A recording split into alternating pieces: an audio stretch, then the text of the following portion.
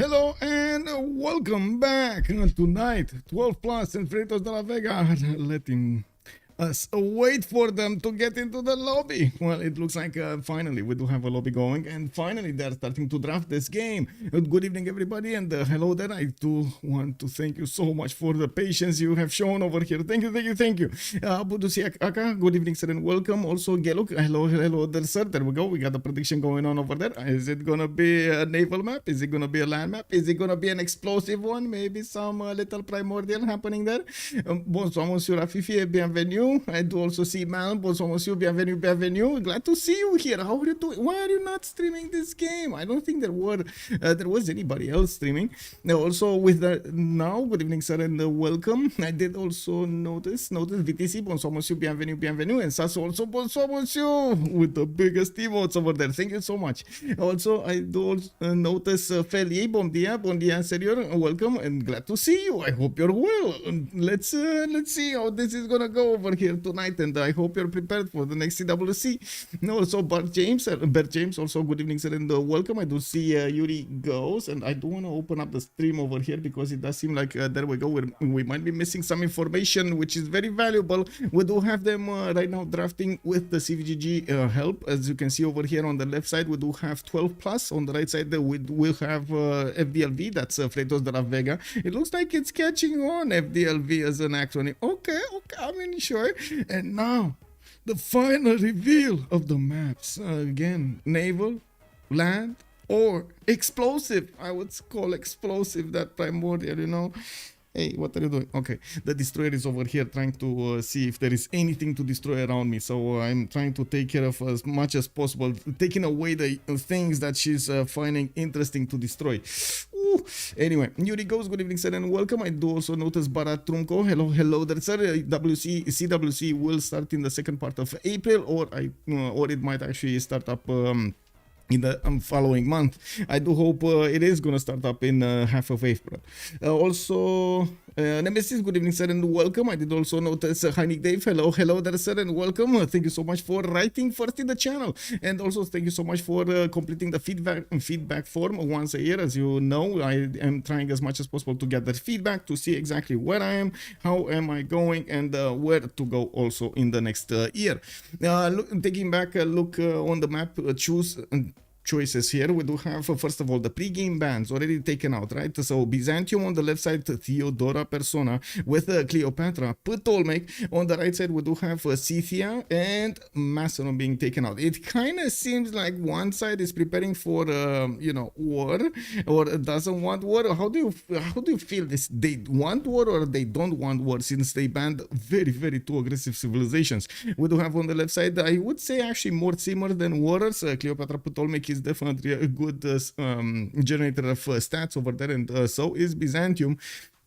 We do need to see how they're going through these maps. It looks like we got 3 more choices remaining: Rich Highlands, Pangea, Standard Ridges, and Primordial. So we do have basically land available and explosive. Do you see how explosive actually got into their last choices? Really, they want to play a war map. It looks like, yeah, it looks like. What did you guys predict over here?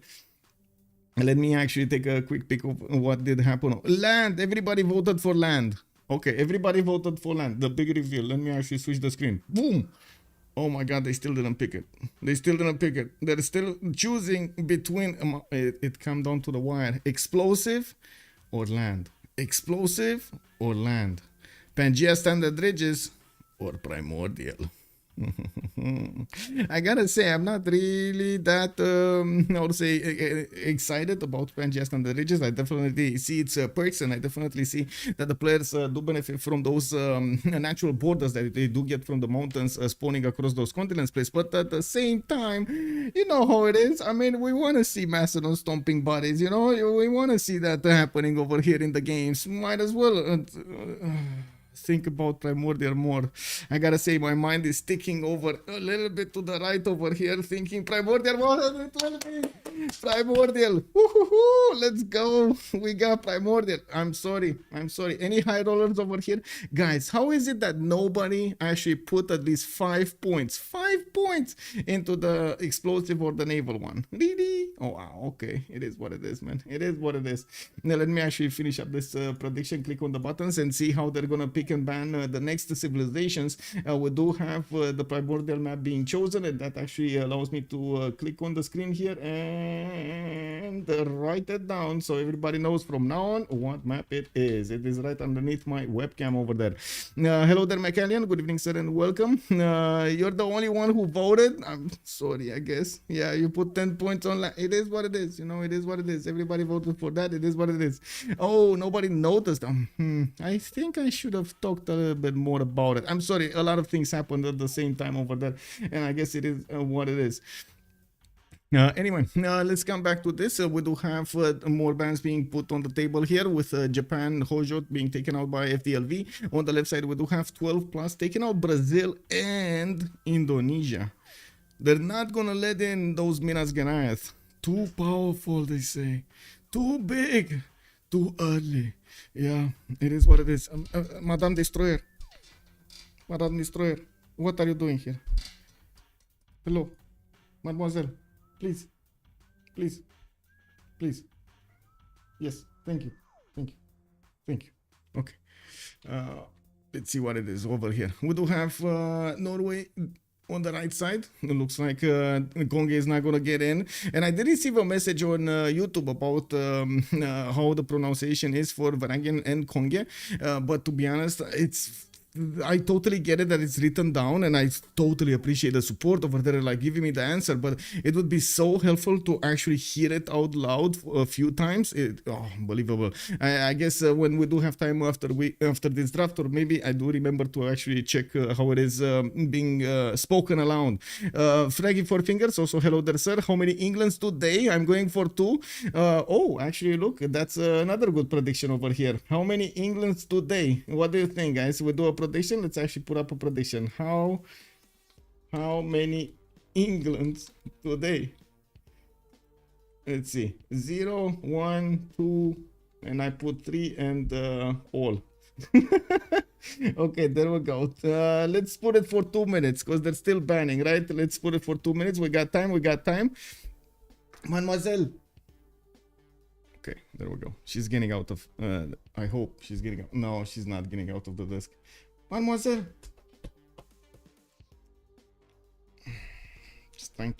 I guess she's trying to be funny. It is what it is.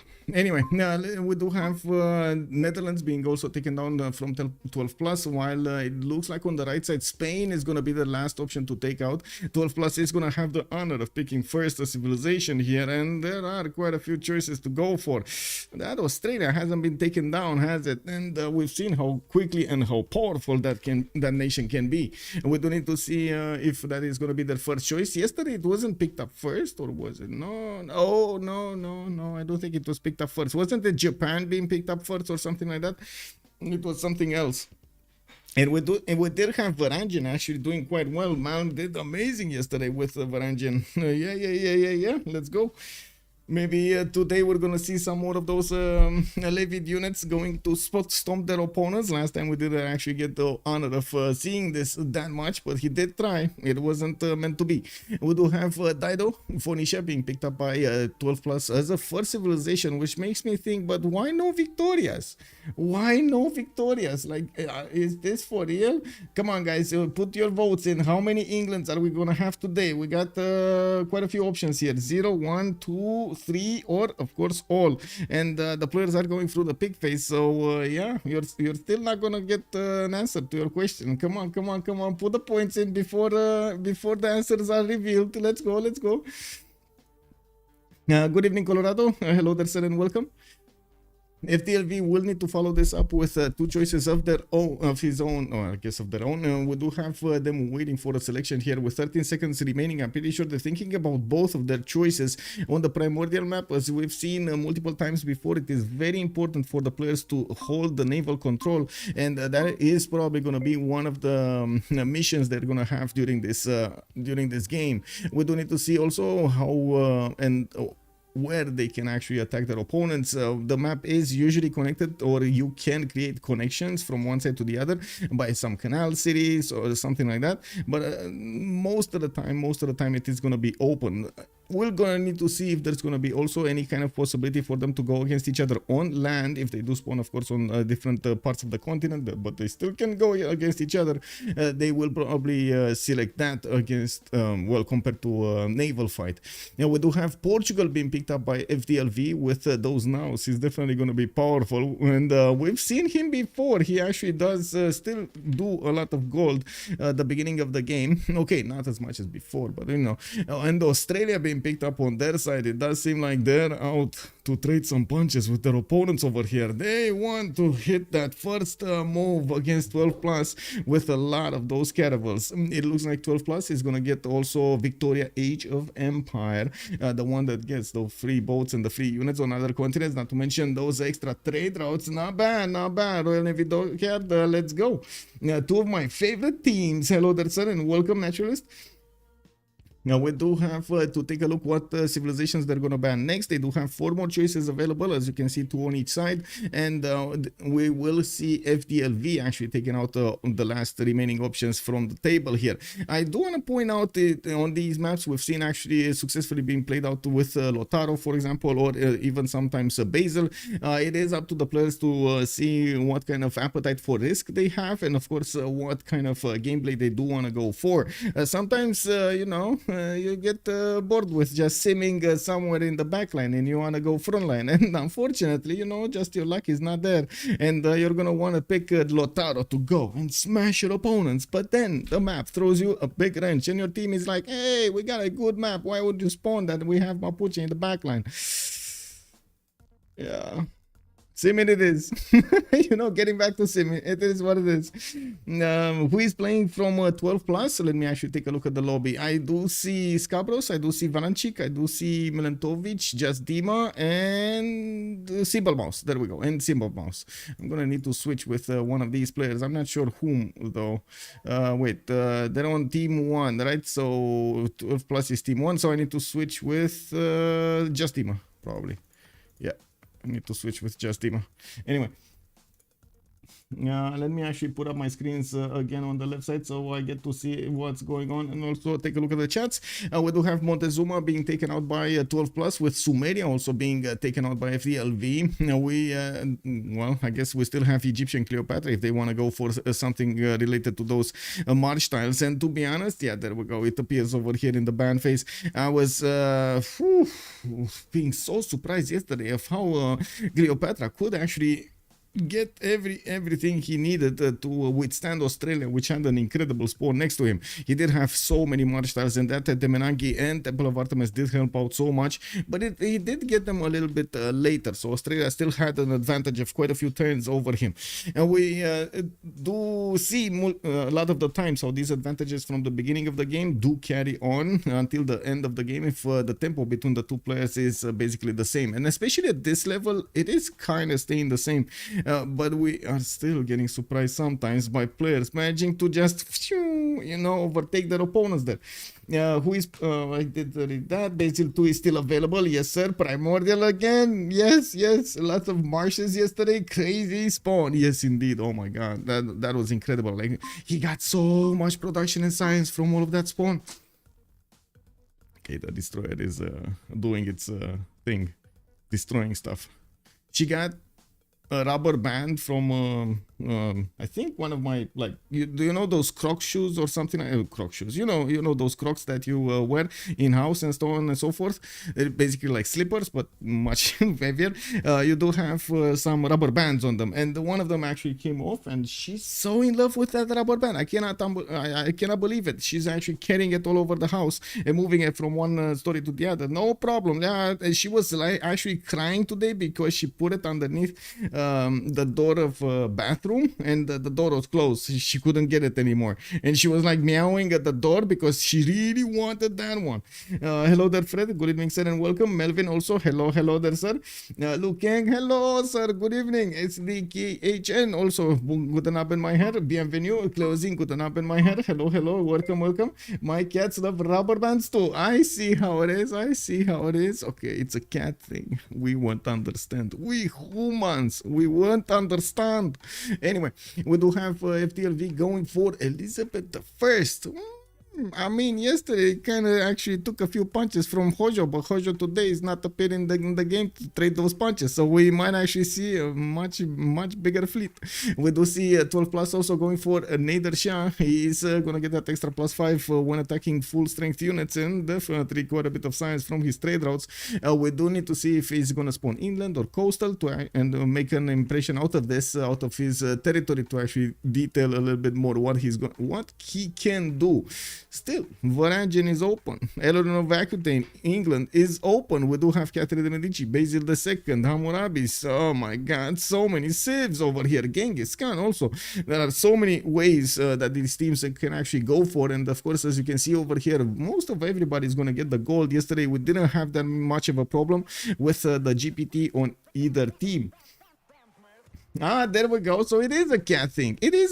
Okay, got it. I mean, that makes sense.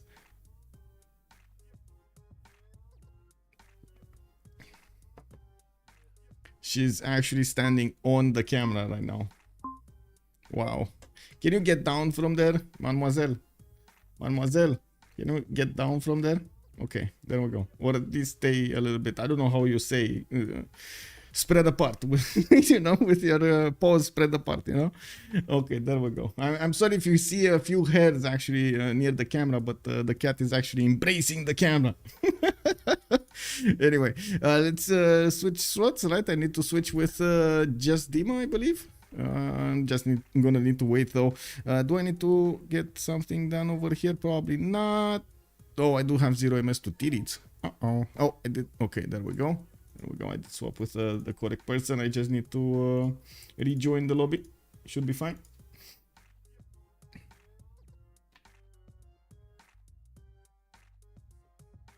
Mademoiselle? Hello? Okay, there we go. So they just need to move one down, or wait, is anybody streaming this?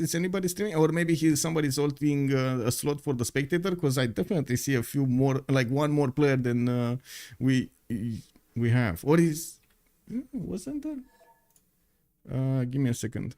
Schedule. Oh, Milentovic is streaming. There we go. Milentovic. So Milentovic wasn't actually how to say, in the game. We do have just Dima with Simple Mouse, with Valanchik and Scabrous. There we go. Good to know. And I really hope I actually have more than 0 MS to everybody over here, so we don't encounter any problems in the game. Hopefully. Cat cam when? To be honest, I would like not for the stream, but I would be so interested myself to actually have one of those cat cams. But I totally forget. Like whenever I get off stream, I think of something else. I always totally forget to actually check out if I can get one. Like one of those. They have like belts. I think belts they're called. Neck belts. Okay, So primordial it is, and we do have the players starting to choose their civilizations that they want to play. Age of Empire is going to be played by Scabrous. We do have Sprig on Elizabeth I. Pompey is going to go for Joe III. Jasdima is going to play with Dido, and he's going to play with those biomes, I guess. Titiits is going to go for Australia. We do have Simple Mouse on Nader, Shah, Valanchik on Gorgo, and Bartsake on Hammurabi. Okay, so they did go for Babylon. Yeah, at the end over there, definitely. You cannot escape that extra food. Color, it's called a color. Okay, there we go. Okay, thank you, Groovy, thank you. The first stirrings of life beneath water. I think we can safely start up the prediction also for how many remaps are we gonna have during this game. Let's choose an outcome. We got we got 2 Englands, right? We got 2 Englands in the game, so there we go. We're choosing the outcome of the prediction. There we go, complete prediction, and boom. High rollers it is. Let's start up the prediction for how many remaps, and how many remaps? 0, 1, 2. 5 minutes. Start prediction. There we go. We started up, and we do have the reveal of the first map here, so we can take a look at the response slowly but surely. Go from the northwest to the southeast, and we do have the first one to go down. We do have Sprig over here with the city of London getting his 2-2 base and working 2-3-1 spy style. He's gonna have the fish for the extra food. I don't really see that many other features over here that he can make good use of. Pretty good settle over here to the southwest on that 1-3, so he gets the spy styles, and of course improve the horse style, which is actually both of these strategic resources are quite far apart from it. Not a lot of space to actually develop cities over here. 1 to the south, 1 to the north, and maybe 2 to the north if you spread them out. But again, this city to the northwest not gonna be very good. It has a few islands, but to be honest, I'm not that excited about this spawn. He's gonna need to go with quite a few cities inland on the other coast, which will split his fleet quite a bit, and he might not even get the opportunity to do so. Okay, we do have Pompey over here. Okay, that's his ally. It's fine. Elizabeth here is gonna be fine. It's gonna be fine. Lisbon over here, they're gonna share an island. And it's all gonna be good. At least he has the bigger half of the island. You know, we're gonna take a look at the bright side here. Look at Lisbon. Okay, sure, he has cocoa, but he doesn't have that much territory, right? J. Rob, good evening, sir. Imagine single-handedly killing the English side of Civ by bottle-necking a cast just so you can talk about my cats. Lol. Lol. Yeah, no. Yeah, no. But I do believe there is some value in sharing some of the experiences that happen around me and so on and so forth. And since it is an interesting subject that I do believe quite a few people have cats or are cat owners or are animal lovers, I believe it's a common subject. So it is what it is. So are movies, but I saw not that many comments about movies. So it is what it is. Anyway, let me take a look over here on Dido, because it looks like he's actually going to be the one most westward. We do have Jasdima over here with a possible Etemenanki's capital. Look at those marsh tiles all over the place. At least that's going to give him quite a bit of production, right? But other than that, he is kind of in a weaker spawn. He's not going to have that many tiles to work at the beginning of the game, nor is he actually going to have a lot of cities to place over here. 1, 2, 3, and possibly 4 in the tundra. Really? Are you gonna do this to me? Anyway, I'm thinking more and more this map is gonna be remap. Not gonna lie, this map kind of looks like it's gonna be remap. Anyway, we do have also Titiits over here to the west side of Dido, and he's not far away at all. He's gonna have the same problems with the island, and by the looks of it, he's also gonna have a decent amount of breathtaking PL tiles here for his campuses. Not that bad of a spawn, and a lot more production, to be honest, than Phoenicia will have. 1, 2 pastures, only that. Yeah, only 2 pastures available for him. I do see actually 2 pastures across the island. This is not that good, unfortunately. It is what it is. Anyway, let's take a look at Elizabeth first. No, this is Scabrous. This is England Age of Empire. This is England Age of Empire with his 3 turns for a scout. We do have him also with 1 big continent, but he's gonna get the opportunity to settle this, at least this little island to the west side, which I gotta point out. Sprig over here, well, he might actually come to take it, and we might see a connection city in the north, so he can actually pass boats from the west to the east, so he can get into this puddle. So can Lisbon. As you can see, Lisbon will have direct opportunity to actually fight Scabrous from the beginning. I think I need to click on a button here. There we go. Totally forgot. And left team, right? We need to get this going. FDLV is gonna be on the left side. And we do have on the right side 12 plus. Dun, dun, dun, dun. Hello there, MS Doll. Good evening, sir, and welcome. 2 wonders for England, so close. Yes, Chocolate Hills to the north and Shri Pada to the east. I guess that's a free pantheon if he's gonna go there quickly. I'm actually curious which he is gonna try to get first, Chocolate Hills or the Shri Pada with dice tiles next to it and 3-2-1s. Looking to the southeast, we do have Nader Shah in the middle of the land here, and it looks like he's gonna have his ally to the northwest, while he's gonna have to the east side Babylon to fight with. I'm pretty sure these are quite evenly matched. We're gonna need to see how Simple Mouse is gonna want to get everything going. Definite possible settle on the dice tile or next to the dice tile to the west side, while he is gonna get quite a few exploding volcanoes. I mean, I'm telling you, man, this game knows before we do what is gonna happen. These volcanoes are created with a reason.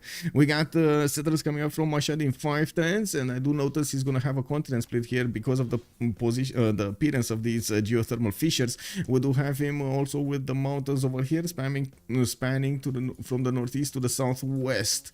Okay, I mean, I'm pretty sure neither of them are gonna be interested to go on to the seas over here, or at least not in the puddle in the middle. Maybe on the east side, they're gonna want to, especially Babylon will probably want to trade with Australia, and getting a city on the coast will be the easiest way to do so. We do have scouts coming up in 1, and I do see Bartsake did already move on towards the north. He's starting to see the territory towards the southwest, which I gotta say he's not actually gonna reveal an opponent before he's gonna need to make a choice if they do want to keep this map or not. Wait, the naturalist, and my cat is very well mannered. He carefully approaches and looks at the screen. I see. I mean, I wish she would do that, but I think she's too young at the moment to actually, you know, be calm. The other one is a little bit different, like the other two actually. They're much more much older than her.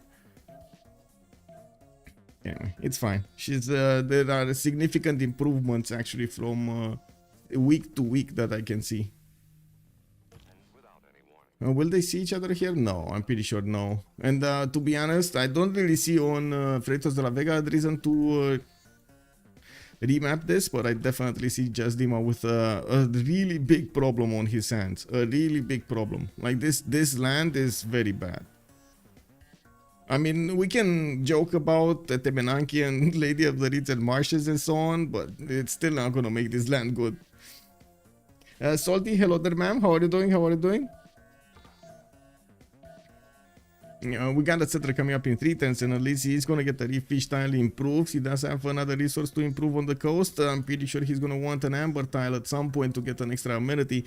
While we do have Lisbon also getting the extra gold from the cocoa tiles, he's starting to breach the fog of war towards Sprig, towards England to the north. He's gonna have quite a few cities in the south to settle, and of course the same problem appears here. He's gonna need to do some cities on the west, which of course will need to reinforce the cities on the east side, so probably a canal city will be mandatory over here for him. I'm actually curious if he's gonna go.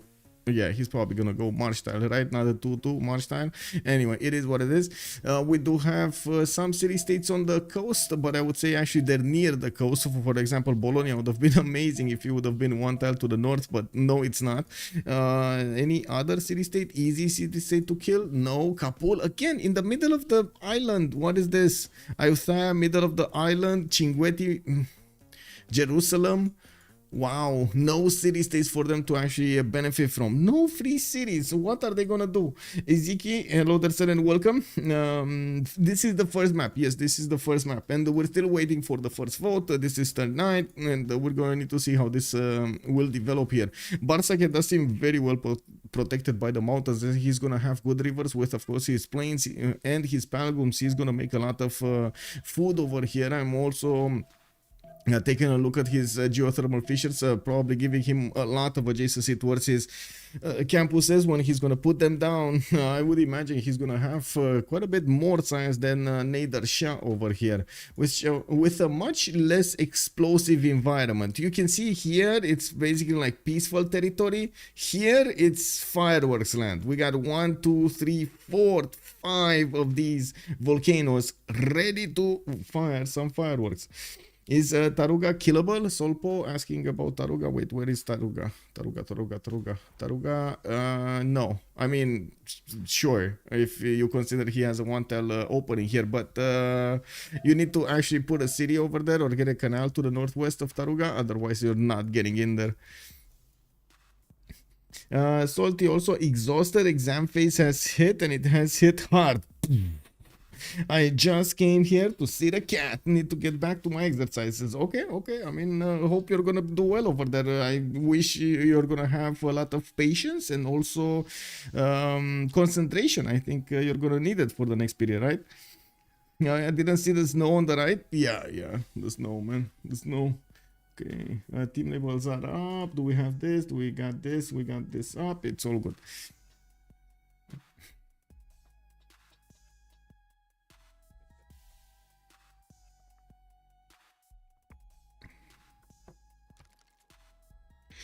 Hey, buonasera, Star Spanky. Hello there, sir, and welcome. Oh, big brain. Now, by the way, guys, if you do have a few minutes, please complete that feedback form. I did share it in the chat over here. It's a pinned message also on YouTube if you are kind enough to do so. It is extremely valuable to me to know your opinion and, of course, know where I am, judge where I should go so I can improve year after year. Wow, both teams remapped this.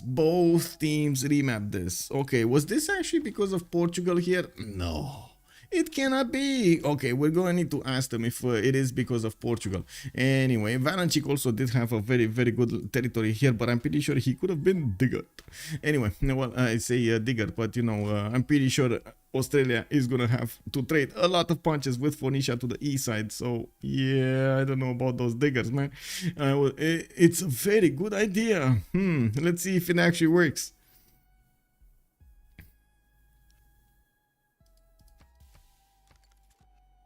Well, if we did actually finish the first round of votes and it came down to a 1, they don't have any more remap tokens available. Only if there will be a technical remap, they will remap, and that's not included in the outcome. So let's actually finish the prediction over here and also put up the prediction for who is going to win this game. So we do get it out of the way over here and we can concentrate on the game. Who will win? And we do have on one side Freritos de la Vega. On the other side, we do have 12 plus and the submission period for 30 minutes. Let me do this exact same thing over here on YouTube and get the poll rolling over there. Who will win? I did notice this poll is actually changing a lot more than the one on Twitch. Of course, it doesn't have an end, right? I cannot actually stop it, like put a timer on it, but it is what it is. Freritos de la Vega, and on the other side, we do have 12 plus. There we go. Start the poll. Who will win? And now we do see the players loading into the map. We are also loading into the map, and we can soon reveal it in all its splendor. We do need to see what the players are going to have as options here and how they're going to have their land available. Ooh, England, I think, will have his own little tiny island over here. Tropico Gaming in Civ6. Well, let's see. Is this a mod? They say, no, it's just Civ6 primordial explosive action. We do have England with his 2-2 base, of course, using the BCY Maximo in the capitals. No, not Maximo, sorry, balanced in the capitals. Now we do have him with available turtles, but they're third ring, very far apart, with available horses in the capital. And I do also notice an iron tile to the north. This is gonna be an amazing God of Craftsman that he's not gonna know about. Look at how many coal tiles he has over here. 3 coal tiles. Oh my God. 4 coal tiles on the same island. What? Okay, and a lot of oil. Oh my god, if this goes long game, I'm pretty sure Sprig is gonna be very happy with what he has around him. Anyway, and we do have him also. Let's actually see his adjacent neighbors here. And south. Nobody. We got Brussels, not killable. Brussels says no. I mean, we know. So many games have been played. We learned our lesson. We're not settling on the coast. Now looks like Lisbon is gonna be the next one here with Scout coming up in 3 turns. And whoa. Woo, thank you so much, anonymous gifter. Much appreciated for the gifted sub. Thank you.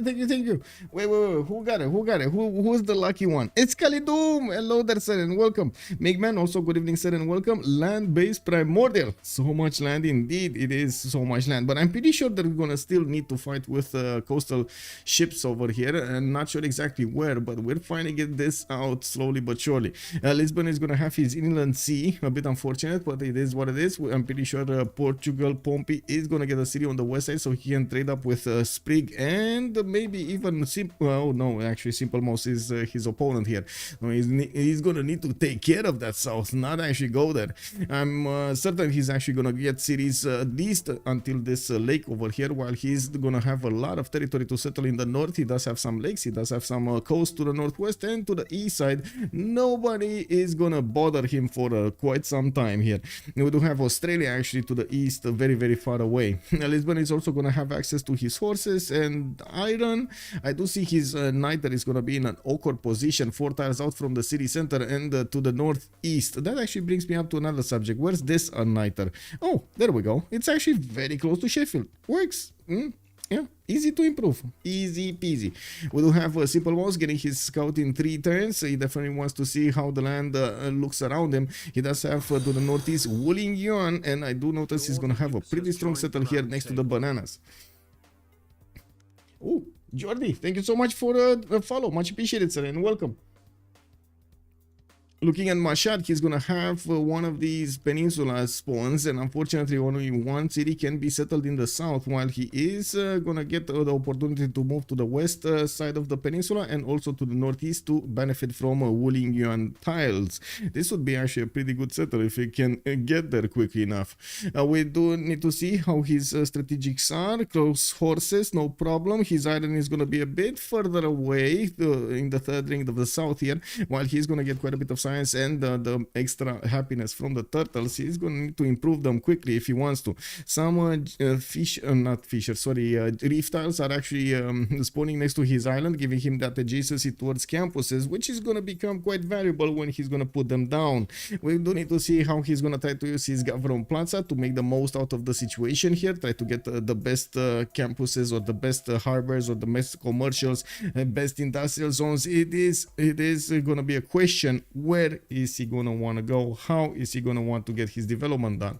It could be that he chooses to mindlessly build encampments and just send unit after unit against Portugal. It might be. You never know. Gorgo totally frees him. We're gonna get there. Fusion. Hello there, go. Wow. Let's go HOH. Wow, sir. Really? Who cares about Australia? I mean, somebody's gonna care about Australia. We'll see. Oh my god, what is this spawn? Oh my god. This kind of looks like a torture chamber. You know, like if you have all of these volcanoes starting to explode one after the other. Can you imagine the population of Sparta every day? Okay, it's like cohort, you know. When that volcano explodes, it's 12 o'clock. When that volcano explodes, it's like 3 o'clock. When that volcano explodes, it's like 18, you know, and it keeps on going until you actually get down around clockwise. Wow, living in the city. I mean, you know, I totally get it. Some people do like adrenaline. I can imagine this is a lot of adrenaline every day. It is what it is. Anyway, we do have 2 to 3 cocoa tiles, and yes, we're gonna have a scout out coming up in 1 turn. He's gonna also have some bananas for the extra food, and I do notice he's gonna get his iron over here to the northwest, very close to his capital, but also between 3 of these volcanoes. Well, unfortunately for him, they did not actually start to explode, because otherwise he might have gotten a free remap here. 759 has joined the round table. Thank you so much, OS759. Thank you, sir. Welcome. What did they announce for tomorrow? Volcano explosion, and the day after tomorrow, volcano explosion. Oh, you know how it is. We can predict the weather now. Anyway, looks like we do have in the north also Canberra coming up with quite a few camps in the northwest. But I do notice this time around he's actually going to have a lot of cattle.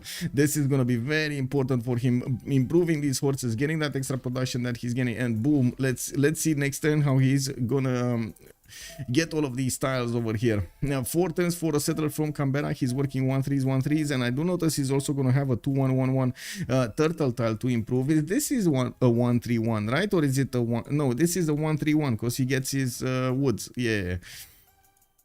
Okay, he's gonna have easy gypsum to improve also for the amenity. 3 immediate amenities that he could relatively easily get. Unfortunately, you do need to get mining, you need to get camps as in animal husbandry, and you also need to get sailing if you want all 3. That might not be that, you know, immediate for Titiits to get. I'm actually quite curious what kind of technologies is he gonna want to get, and by the looks of it, he's going quite quickly for sailing after he did get animal husbandry to reveal of this to the south.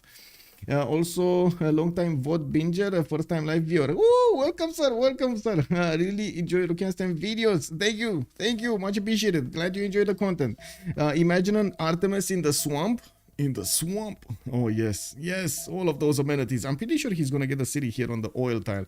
Looking at his breathtaking appeal, he's gonna have this +4 campus to the northwest. I wouldn't really say that's that amazing. And we do have this other one on the forest to the southeast of Canberra, and yeah, well, he's gonna have a lot of production, on these horses, the 3-3s. I don't really like his adjacency actually towards campuses. These reef tiles make it better, but other than that, his breathtaking appeal is not that amazing. He's gonna have trouble getting those amazing stats that we are used to seeing on Australia. Anyway, let's actually take a look at 2 of the niters, right? Sparta doesn't have niter. Oh my god, his niter is so weird, but anyway, he doesn't care that much about it, and we do have the niter here on the west side. Okay, England, Age of Empire. Scabrous playing him today. We do have a settler in 1 turn, and I do notice he's gonna get his horses right next to the capital with a 2-3 deer tile to work. He's gonna have a pretty good Royal Navy dockyard, and I do not see that many of these reef tiles around his island to say that, oh my god, these campuses are amazing. No, they're not. No, they're not. I can totally disagree with that idea. We do have a few of his cities that will benefit from maybe a possible +3, for example, over here with a Royal Navy dockyard next to it, but the most of these cities are not gonna be that great. Well, we do have some seal tiles there for those extra culture points, and I guess he does have a decent amount of cities that he could settle all around here. We're going to need to see what is he gonna choose to get, but I'm pretty sure at least 3 other settlers can be done with, of course, the capital being the 4th, and then shipbuilding all the way all around these islands. Hi_im_nils has joined the round table. Thank you, Groovy. Yes. And also, hi, I'm Nils. Good evening, sir, and welcome. Much appreciated for the follow. Colorado +4 is quite bad for Australia. Sounds, yes, it is. It is quite bad. Yes, that is so true. And Fusion is telling us Niter is overrated, but uranium is underrated. I gotta agree. Uranium, man. We need to take a look at it from a much earlier stage, you know. Maybe not put cities there, because then we are making Pikachu face. Why are they not growing? Well, you know, there's something underneath the city. Anyway, we got tired here with Phoenicia. Just Dima is gonna get his second settler going, and I do see him going for the north here. Okay, fresh water from that river maybe, and he does have a 1-3 with a 2-2 and a 1-3-1 ivory. That's kind of expensive though. Anyway, we do have him getting another settler going, and I do see he's gonna have a pretty good settler next to the spine stance to the west.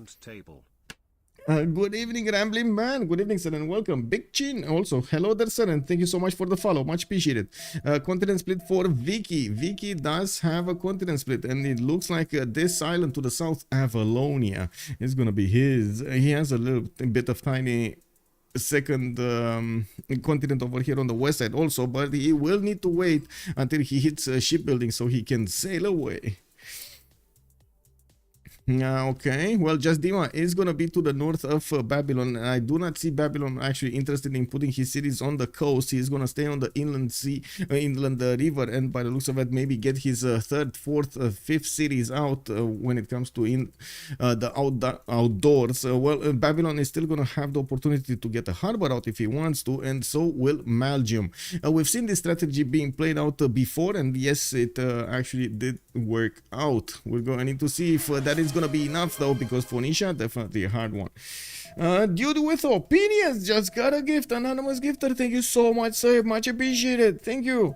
Also Rafifi, Geneva must die, but the one tile coastal won't help England in this goal. Yeah, Geneva must die. Geneva definitely must die. Yes, Geneva must die. Yeah. Yeah, that is true. That is true. That's one of the first city states that we actually get to see that can be taken out by the players with boats. Okay, well, let's take a look at Babylon here. He's getting his monuments out. He's working the rice tile so he grows as quickly as possible. His capital is going to have a 3-1 base with another settler coming up in 4th, and it's a very quick niter. And I do notice his island is actually decently sized. It can definitely be worked. It's a lot bigger than England's island, isn't it? Yeah, it is. Yeah, it is. Okay, so let's actually see the interaction between them. We do have Dido to the northeast of Scabrous and north of Babylon. Babylon is going to be from FDLV, so Bartsake here is going to need to fight in a 2 versus 1. No, it is kind of a 2 versus 2 because we do have also Sprig to the northeast of Phoenicia. They don't really meet each other yet, but I'm pretty sure they're going to get some boats out and they're going to see who is next to them. Now we do have Sheffield getting a 3rd city in 3 turns, and I do see he just placed Liverpool in the north. He's gonna get how to say, his trade routes going with somebody. Portugal, right? We talked about it from the beginning. Portugal is going to need to get a city here for his trade routes to pass through properly. Now we do have England with a decently big island. I do see at least 1, 2, 3 more settlers can be placed on the south and on the east side, while yes, he is going to need to get some shipbuilding done and also get some more cities over here. He might actually delay that until he secures the victory against Dido. This is very close quarters actually for a naval battle to fight. Yes, they have some chokes they can actually defend behind, and I do like the reef tiles over here that will give them a little bit more defense. We do need to see when is England gonna realize he's so close to Phoenicia and how is he gonna react to it. Hunde Pristel also, good evening sir and welcome. MS Doll, imagine Babylon setting the rice tiles to have a volcano city like Sparta. Wait a second, does he have the opportunity? Oh, this one, yeah. To be honest, I think he will actually. He definitely might get this rice tile. Is he blocking his other settler? I guess he's blocking this cattle tile, but he can still settle the marsh tile. Saying that out loud makes me double, how to say, rethink my efforts over here. Australia and Gorgo are now neighbors for the best and probably for the war. Australia and Gorgo, well, it looks like Athens here did get a pantheon. He did get fire goddess, and Valanchik is already throwing some rocks against the Titiits. We do have Titiits with a single warrior that is valiantly defending the tile, the rainforest. He's sitting in the rainforest while I do see Greece is sending scouts with dogs against him. What are the cats? I don't know, because it doesn't seem like it's appearing. Oh, they're dogs. He's sending the dogs against warriors of Australia, while Greece is pushing him out of the forest with those rocks. We do need to see if, well, this Australian warrior is going to win the day. And there were some exploding volcanoes in between Geelong and Athens, and I do notice Sparta is going to have that item tile with, of course, the extra faith on it. We do have a third settler coming out of also from that city center, and a first encampment of the game being placed down. Looks like they're not going to mess around. 12 plus is here to win, and they're going to start up from an early stage. And we do have Titiits getting his builder out from Canberra, and I do notice he still didn't yet improve his tiles over here, the amenities, the turtles or the ivory. He did prefer to get the extra food and the extra production that he would get from these pastures improved, and by the looks of it, he is retreating the warrior. It looks like those stones were just too much for the warriors. They were causing chaos over there, running around all of the trees, and they said, okay, this is enough, too much partying today, guys, let's go back home. I mean, we see those, you know, flying things coming at us. We don't know where. That sounds like very big insects that very like hurt very bad. You gotta be careful, man. We gotta be careful. Let's get back in Geelong and see how it is. Gunzakimbo, also good evening, sir, and welcome. Wasn't you with opinions our fellow co-caster from yesterday? Yes, he was. You two made a fine combination. Yes, I think I shouted him out at the end of the stream. I'm pretty sure I did. Also, his name was on the stream. Hunde Priester, also I like that Pantheon on Greece. I'm very curious what is he gonna pick. Is he gonna go monumentality here? Big monumentality for Mr. Valanchik. Anonymous gifter, thank you so much for the sub. Much appreciated, sir, for the gift. Gonza Kimbo, hello there, Natro, also good evening, sir. Looking at the other conflicts here, let's actually say take a look. We do have Persia, Simple Mouse meeting Portugal and trying to keep an eye out. He did place Passagarde in that north, and he's getting another settler in the south. A pretty good harbor over here and a good campus afterwards, but I gotta say, not a lot of tiles to work after. You gotta take into account the tiles you kill, of course, with the districts, and he's gonna remain on 1, 2, 3, 4, 5, possibly 6, and that's it. 6 tiles to work, 6 tiles. So 6, this city is basically 6 pop. Anyway, Passagarde gonna get his monuments out, and of course, yes, his capital is also gonna work a bit on a monument. He does have a builder to improve some of his tiles, and I'm pretty sure he wants to get the horse and the sheep tile for the extra production and the resource. He definitely needs to get some classical unit strategic resources here. Looking at Sheffield, Sprig is gonna get his third settler. He didn't get the boat out yet, so still navigation probably gonna come out soon in 5 turns for him, so that's pretty good. We do have it. We do have the Navy dockyards that are gonna give him units. It's fine. A third city also from Portugal. He's getting his trade routes out, and I do notice he's actually sending them to his capital. Okay, increasing his yields over here to the other centers using his capital. Also, the moment that woods became volcanic soil, it will be a contested territory between Greece and Australia. Yes. Hello there, Circassian. Good evening. Good evening, sir. MS Doll also monumentality into chopping everything to horse rush Australia. But I mean, you need to get there before the volcanoes get there, right?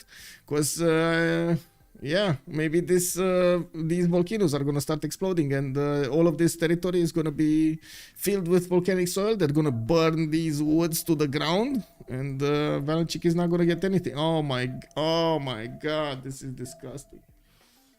Oh my god. Oh my god, man. Like, this is probably one of the reasons, you know, parents actually put their hands over the kids' eyes. You just don't want to see this, man. No, you don't want them to see this. Like, this is incredible. Look at all of this. Can you imagine when he settles?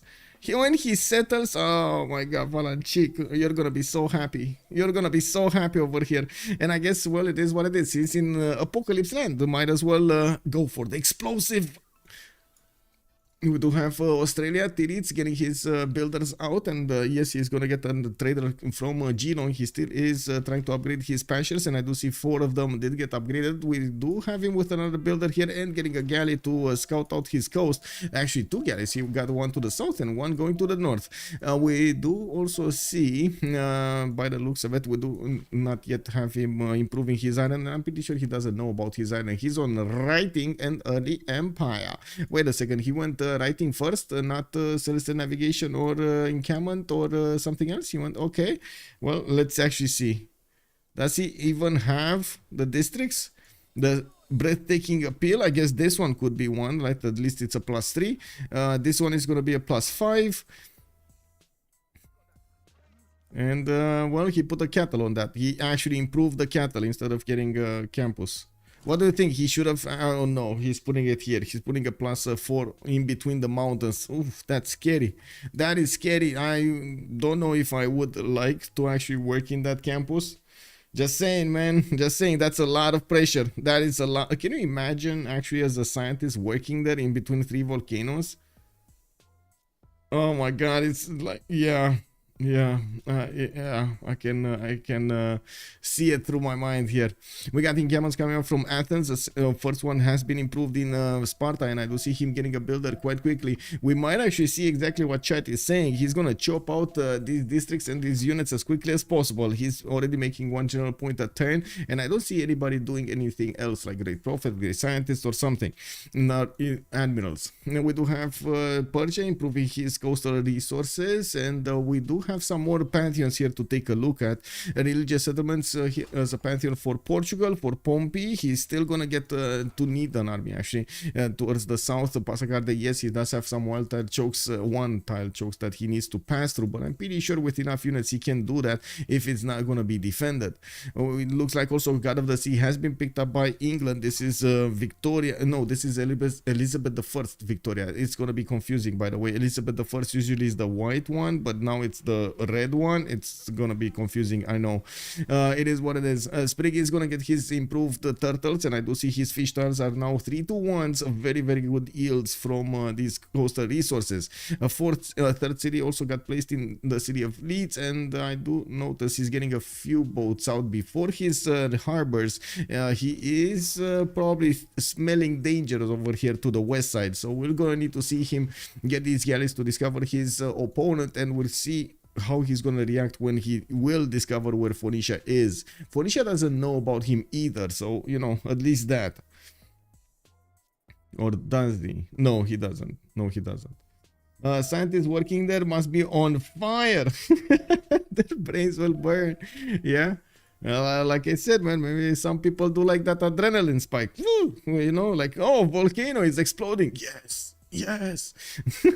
You know how I have a friend that really likes racing, right? Racing cars and so on and so forth. Like, that's his thing. He likes racing, and I talk with him a lot of the times, and yes, he says, he openly says, like, he likes the adrenaline rush that he has when he is actually racing, but he's racing on tracks and so on and so forth, right? The legal way. The speed. I'm pretty sure that's probably the same thing that made Greece settle this city here. Like, these guys actually wanted to be there, right? They were in that area. They didn't give Sparta that big of a choice. They were in that area. Is that 83 faith per turn? I'm pretty sure it's not. Wait a second. That's, I think, 83 in the bank. Yeah, that's 83 in the bank. He has 83 in the bank. He has 15 faith a turn just from fire goddess. And this is with like relatively little population. Like, what does he have? 1, 2, 3? That's it? Wow, 6 population in total, and he's going fast, so you know, it is what it is. We do have him getting his traders out. This is going to matter quite a bit for the connection between the cities. I'm actually quite curious if he's going to prioritize connecting Athens to Knossos immediately, or he's still going to use his capital for the initial ones. He's going to need a road to pass through all of this much quicker, because it will slow down his reinforcement rate so much. We got some pillages going on. Valanchik got into the lands of Australia, and this time around he's not fooling around. He saw those parting scientists in the campus, and he was like, wow, let me add some fire onto that. I see the volcano didn't do a good job. Let me show how it works. You know, and boom, we do have a chop over here for an archer, and I'm pretty sure Titiits is gonna want to take out the scout as quickly as possible.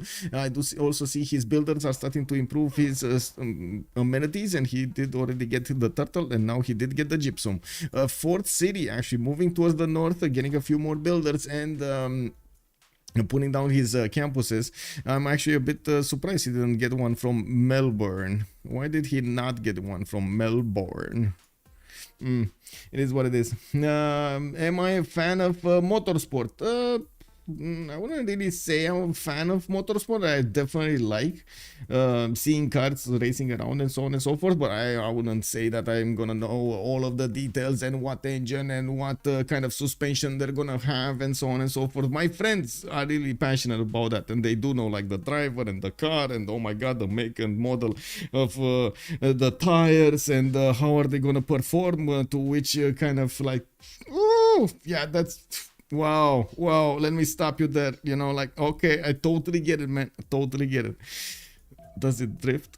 You know, Canberra has 4 different amenities. Seriously, I mean, this is amazing, right? For him, he's gonna have so much happiness here in his yeah, decent amount of happiness in his territory. Wait, did you say 4 amenities? Oh yeah, he does have the instant style as well. So 1, 2, 3, 4. You're right. 1, 2, 3, 4.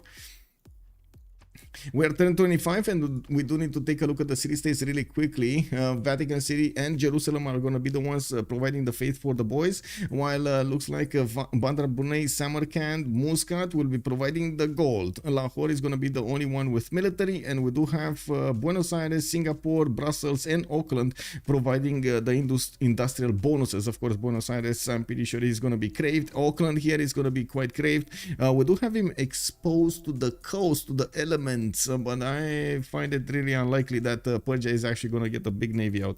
I guess we're going to need to see. There is no way Portugal is getting out of the puddle into the south, so yeah, I don't know about that. Anyway, we do have also 2 of these scientist city-states, right? Bologna and Geneva are going to be available for the players. Bologna is to the south of Scabrous, which is going to find it. This might actually be a pocket CS for them. And then we do have Geneva over here. Wait, 2 pocket CSs? 2 pocket science CSs? Uh-oh. I mean, I don't know about you, but you might want to reconsider that vote you put into Freritos de la Vega. Okay. I don't know, man. I don't know, because 12 plus over here is getting quite a few advantages. What is this? RNG showing up today a lot for 12 plus. Okay. Oh, yeah, let's go. Okay, we got God of War and Plunder for Scabrous. He's gonna get those extra points for the admirals, and if he's gonna get those commercials, he's gonna get merchants and so on. Babylon is gonna go for city, patron goddess. He did put the city of Tutul, again, not on the coast but in a freshwater position, and he can definitely harbor out if need be. He's getting his pilgrims there for the extra food, and I'm pretty sure he's gonna want to improve as many of these tiles as possible. He's probably gonna put his governor plaza here, but he does want to chop first, and I'm actually quite curious. You see, he's probably waiting for Magnus to get established in the city of Babylon, so he gets the extra yields there. Very, very, very good.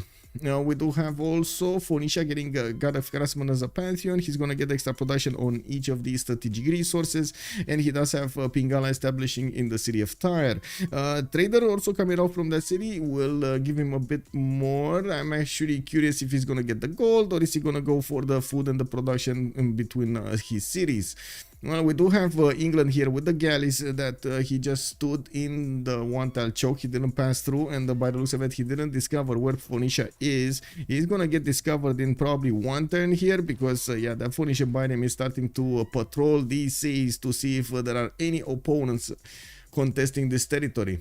Multiple galleys coming out also from England. He did put his Royal Navy dockyards down. Oh, this is Elizabeth I. He's not gonna get the free boat kick. Never mind. It was England again. The colors are mixing in my mind over here. No, we do have Magnus establishing there in Sheffield. Unfortunately, it doesn't have a lot of shows, but still 3, 4, 5 maybe. Now we do have him with God of the Sea Pantheon picked up quite early on. Portugal, religious settlements. Portugal will want a lot of cities, and I do see him moving towards the west side. I feel like we should be watching this. I don't know why I feel like we should be watching this, and I feel like Australia might actually be on top of this. Is Australia actually going to be on top of this? Because it kind of feels like he is going to be on top of this. Anyway, we do have the trader here moving from Knossos to... Where is this going? Come on. Why is he not giving me an answer? No, we need to see if this is towards the capital or this is towards Athens. Probably best case would be towards Athens, but I guess wait. I'm gonna need to wait. I'm not that good at waiting. I'm from Buenos Aires, and I say take them all out. Woohoo! Yeah. Okay. More like bonus amenities. Am I right? Yeah. Any Jaguar C-type lovers in chat? That looks good as a car. The only good bug is a dead bug. Yeah. Gorgo did go for that fire god since he is getting right now. We do have him on 24 faith at 10 with 11 science and 8 culture. Right next to Titiits is 19 science and 7 culture. He does have 42 production, and I do see he just placed his 4th city much earlier than Athens is gonna, or I should say Sparta is gonna get another settler going. I would imagine the next settler is gonna be going probably to the east or the southeast, where he does have some more open lands. We do need to see also if Liang over here. Oh my god, this is gonna be beautiful. Liang adding another point of production on each of these tiles. Oh my god. Oh my god. Is he getting it so early? He didn't even get Magnus. He didn't get Moksha. He didn't get anything. Liang first for the production. We still don't have the destination on this. I guess he still needs to get another point. Yeah, when is he getting another point? He's on craftsmanship. Okay. Anyway, we do have a first encampment also finally coming out from Australia. He put it to the southwest while he's getting a campus from Melbourne. That's only going to be a +2, unfortunately. We do have him also with a lot of jobs available in that city center, and I'm pretty sure he's acquiring quite a few of these strategic resources in the form of forces. He will be able to spam those out without that big of a deal. Titiits is 3 turns out from horseback riding, while Valanchik is 2 turns out from horseback riding. We do need to see if immediately he's actually going to put some units in production. Ooh, I see a hoplite. I see a hoplite that could be actually chopped over here next to the city of Athens. We do need to see these actually coupled together to get their maximum damage going against their opponents, but quite strong units. Not as strong as before. They got nerfed quite hard, but still strong. And we got already the war started between Phoenicia and Sprig, Elizabeth I. I do see his galleys are coming out of his cities, and he's improving most of his land here. He didn't actually get the jobs with Governor Magnus, but I do see he has another builder coming, and I do want to see what is he going to put down here. Getting those admiral points is also going to be quite important. He did manage to get 6 per turn right now with the... Oh, wait a second. He's actually 3 per turn. It's the other England. That is going to be Scabrous here with his 3 cities and the God of War and Plunder getting those 6 points. He did manage to put Bristol and Manchester, one to the south, one to the east, and I do see, of course, he's going to get this other city over here next to his scout for the next one. That's his 4th, and probably that's it. I mean, okay, sure, you can put another city here. It's not going to be that great, but at least you're going to get a lot of food in it. Kick W. Anyway, we do need to see also if Babylon is going to want to come out of the coast here. He will need to protect somehow those harbors from his opponent's units before he can actually get a navy out, and this is not going to be an easy thing for him to do. We got commercials coming out from Tutul. I do see builders coming out and improving most of his territory. You see the Palgums adding the extra food points on the tiles improved next to the fresh water. Amazing 3/3 stone tiles over here to use. Not to mention he did improve his Gavron Plaza and got both of these commercials with a lot of bonuses towards the gold per turn. And that's actually going to be quite a strong economy over here on Babylon. He is on 15 gold per turn. Sprig is on 16. We got Titiits only on 5 and Pompey on 6. Well, I would imagine Australia is going to want to get harbors out for his economy to get a little bit higher. But unfortunately, I am not seeing that in the future here. He's going to need a lot more food to open up more district slots in his cities, so that becomes viable. Hello there, Monstrat. Good evening, sir, and welcome. Would he miss golden or white chop hoplite? I think he's actually chopping hoplite. Well, he's not actually chopping hoplite. I do have to point out, he's not chopping hoplite. He is hard building a hoplite. He did have this builder over here just standing around for 2 turns, and I thought he's actually going to chop a hoplite, but looks like he's fine. Oh, I see the destroyer is overseeing what's going on over here. She's getting her patrol going on the windows. Okay, first hoplite out, and I do see another one getting out in 3 turns, and still Greece did not chop something. We might actually see him choosing to chop horses here. He just got his horseback riding, and I do have to say he did improve his horse for some time now.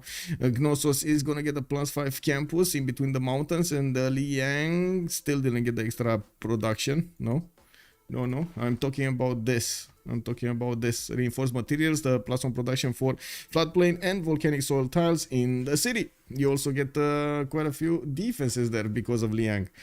Can you imagine how powerful Liang is in real life? She's a Jedi. But wait, I thought Jedis are only in movies. No.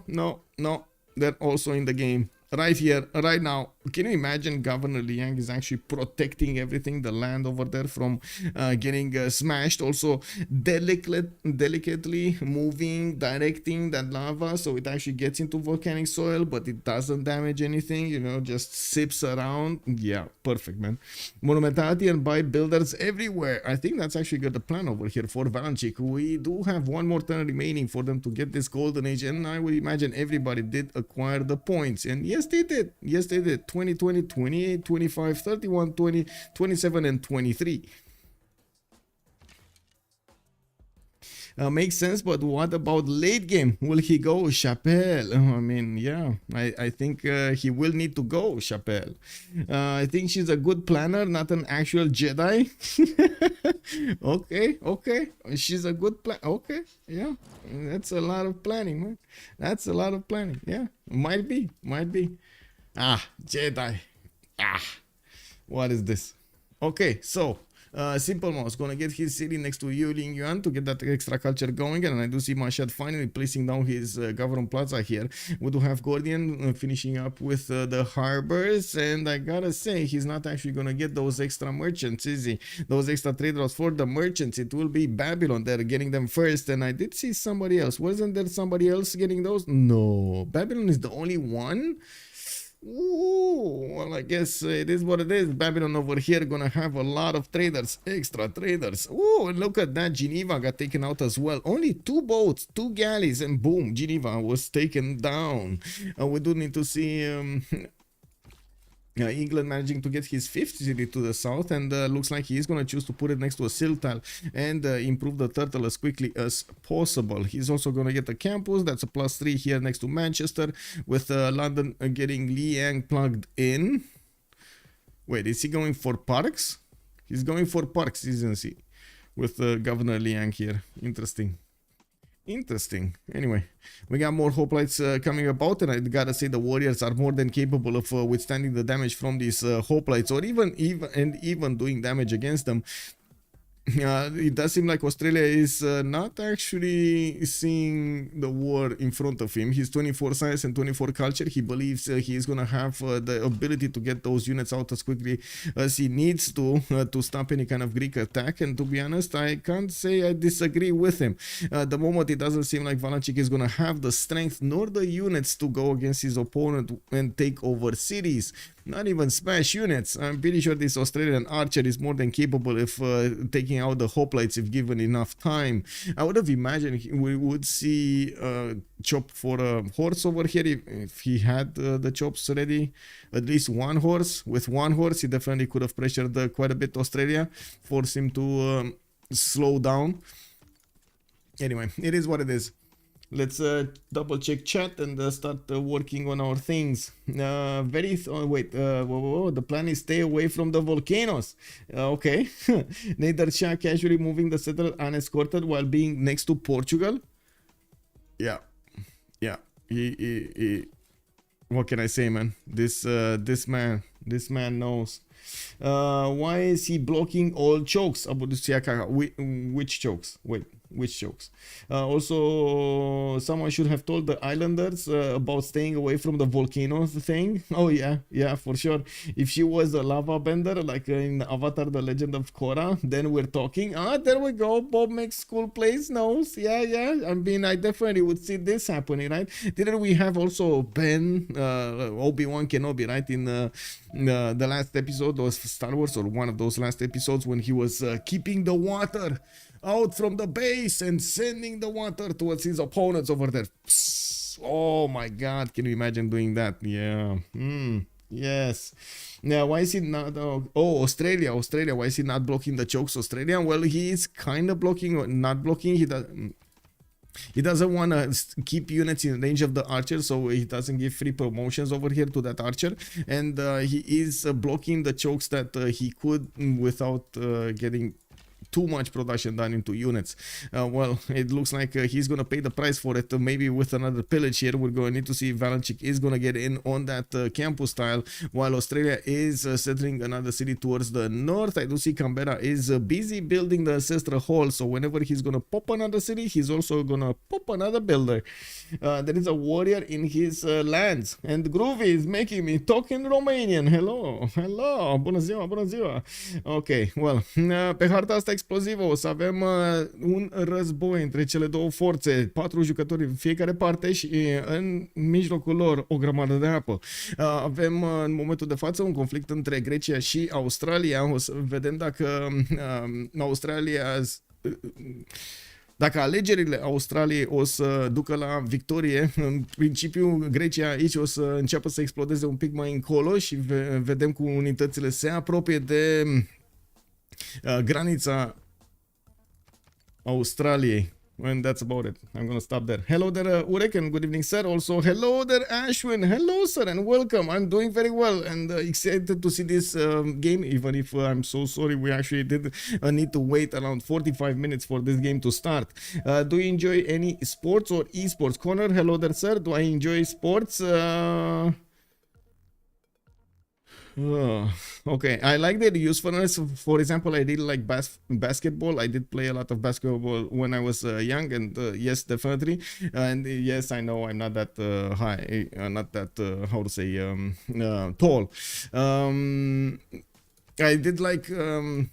I do like to see the Olympics, but I don't really have the patience to wait to see all of the details and wait to see all of the categories and so on. But esports has been a thing for quite some time. I watched a lot of the Counter-Strike championships, a few of the Dota games, like high-level games, and of course I'm streaming basically what I would say is esports in strategy games, Civilization 6. So I would say I like them. I do definitely get the idea with how to say having sports, and of course you do want to give the people something to take a look at and have some fun and so on and so forth. But I believe something like football and tennis and so on are kind of they kind of ran their course. And especially with the new generation being so connected from an early stage, I would imagine things will change very quickly. Anyway, now we got another Pantheon here for God of Open Sky for Australia. He did pick up a Pen Brush and Voice Golden Age with 25 science and 32 culture. He is gonna get decent advantage against his opponent. Valanchik next to him is 22 science but only 12 culture a turn. Bartsake with a Pen Brush and Voice Golden Age still on 3 series. Babylon 13 science and 18 culture. I do see him getting his ancestral hall and starting to actually move cities closer to the coast. The sharks are in the water though. You see actually the galleys of Scabrous trying to figure out exactly how he can take out these cities of Babylon. At the moment he's not finding a way in because Babylon did place his cities inland, but he might at some point get a way in if Babylon makes a wrong move. We got Pompey also with 12 science and 21 culture on a Golden Age, Pen Brush and Voice Golden Age, 5 cities. He needs to defend against his next door opponent Persia, while by the looks of it both of them are actually more interested in getting cities out than they are getting an army out. 60 production for Jao III with working mostly internals. He did manage to put the city of Porto to the west, which will allow him to connect to the cities of England through this one tile choke. This is going to be beautiful economy being generated between them. We do have a raging war between Just Dima and Sprig, and it does seem like England was forced to actually get a lot of his galleys out, Elizabeth I here, and now he's going to need to reposition them to repair them. It's very good that he kept alive quite a few of them that did receive enough enough experience to get to the next level. With the envelope promotion, they're going to be much stronger against the Phoenician boats. Okay, we got Sprig to talk about 9 science and 18 culture, Pembrasian voice Golden Age. Unfortunately, no 4th city from him, and he's going for his lighthouses. It looks like this is going to be a rush for caravels, by the looks of it. Rush for caravels. Okay, let's see. Valanchik also on the other side with Greece. We did see him go for his monumentality Golden Age with 27 Faith at 10 coming up from this Fire Goddess Pantheon. He's also putting down his Acropolises and got one of those campuses. Looks like in the city of Sparta he's gonna get his granary for some extra population and a bit of food, while his pressure on his opponent is not really making that much waves over here on Geelong. Yes, there's a warrior there, but yes, he does have the promotion for the swordsman. We do have Greece with some archers shooting that warrior. He's just acquiring experience points at the moment.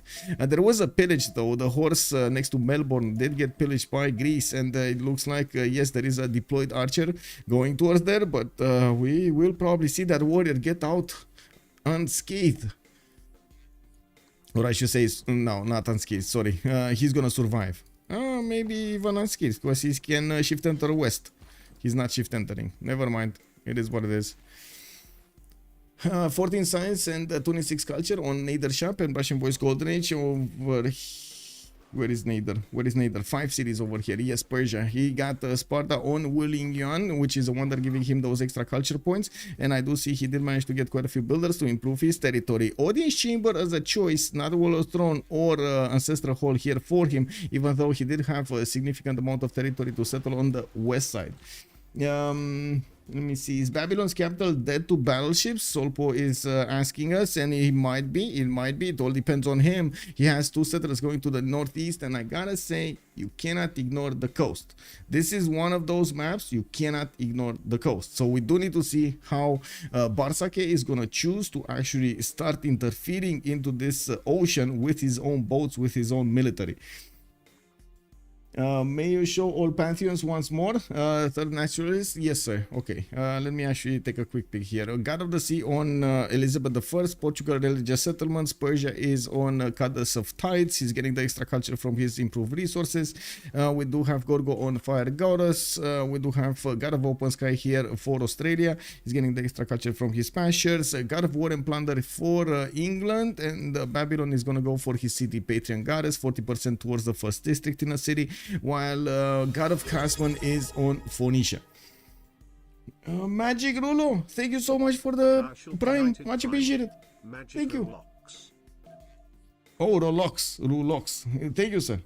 Also, I'm getting spammed in private message. So, wow. Getting spammed by a bot in private message about something I don't want to talk about. What? Man, how do I block this? I think he got blocked himself or something. Anyway. Now we do have finally more settlers coming up from Sprig. He's tutoring a campus from Liverpool, which by the looks of it is going to be a +2 over here to the west side. Very expensive campus, but at least it's safe from these exploding volcanoes. He's going to have a +3 also to the northeast of Sheffield, and I do notice he's going to need one in Leeds also. He doesn't really have a good one here. Maybe a +1 to the northwest on the Nader tile. Anyway, it is what it is. We do need to take a look at Dido though. 14 science and 16 culture doesn't seem too much. Pembrasian voice Golden Age for him. Moksha establishing in Biruta, and Pingala did establish in the city of Tyre. He did get his Cothons out from a few cities, and he's building some more for the admiral points and also for those extra trade routes from the lighthouses. We do have him with the horses in getting from God of Craftsman 1 extra point of production and 1 extra point of food. Oh, faith. And I do see him actually getting a settler in the water. I'm actually very curious, where is he going here?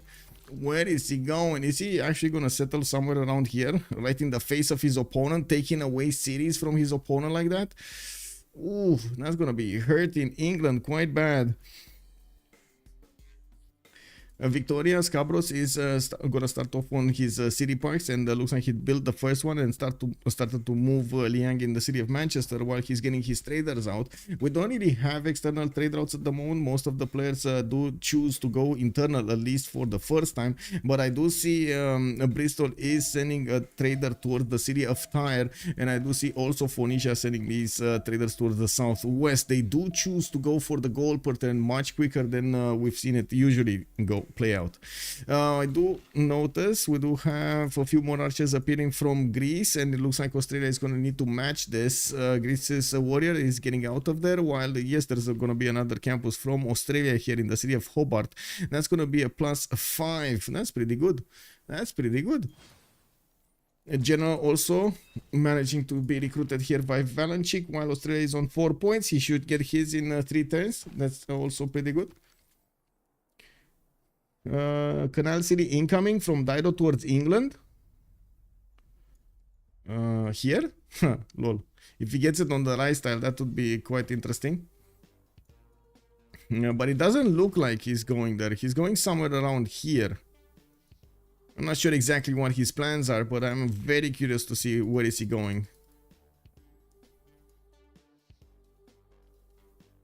Sprig is still busy repairing his boats after they had quite a war over here against the biremes of Just Dido. Just Dima. You do have Just Dima's biremes much stronger than the galleys. Same with Oligarchy, they get the +4 both of them, but the extra +5 that the biremes do have base is making the difference here. Gorgo did manage to put Ephesus down to the south of Knossos, and he's getting his audience chamber built. We do have him trying to go with another settler towards the north of that city center, and Argos is settled to the southeast of Sparta. Getting some amphitheaters going. He's the only one making these great writer points with 4.6 points a turn. I would imagine he's actually going to get some more when he's going to get to place some more of these Acropolises. He's not focusing these at all. He has only 2 of them built, and that's about it. Sparta is also gonna probably need a lot more population here. We're gonna need to see how close he will be to that. Oh, Australia's warrior is going on the offense here, not even improving himself into a swordsman. Geelong is gonna get actually a swordsman in 2 turns, and I do see new builders coming around, a new encampment from Melbourne, and finally Pingala establishing in Hobart for the extra science. Is he gonna smash? Come on, smash shit, smash shit, smash shit. No, too late. He can't smash, but away. He got his gold for his swordsman. It's all good, and of course he's gonna get in 2 turns his general. That's basically enough time to get a few more swordsmen out. I don't want to mention these anti-cav units are not prepared at all to fight the melee units of their opponents, so you gotta be careful with this. You do see the hoplites are basically dying if they attack into the swordsman. That is a problem. Wait, what is the...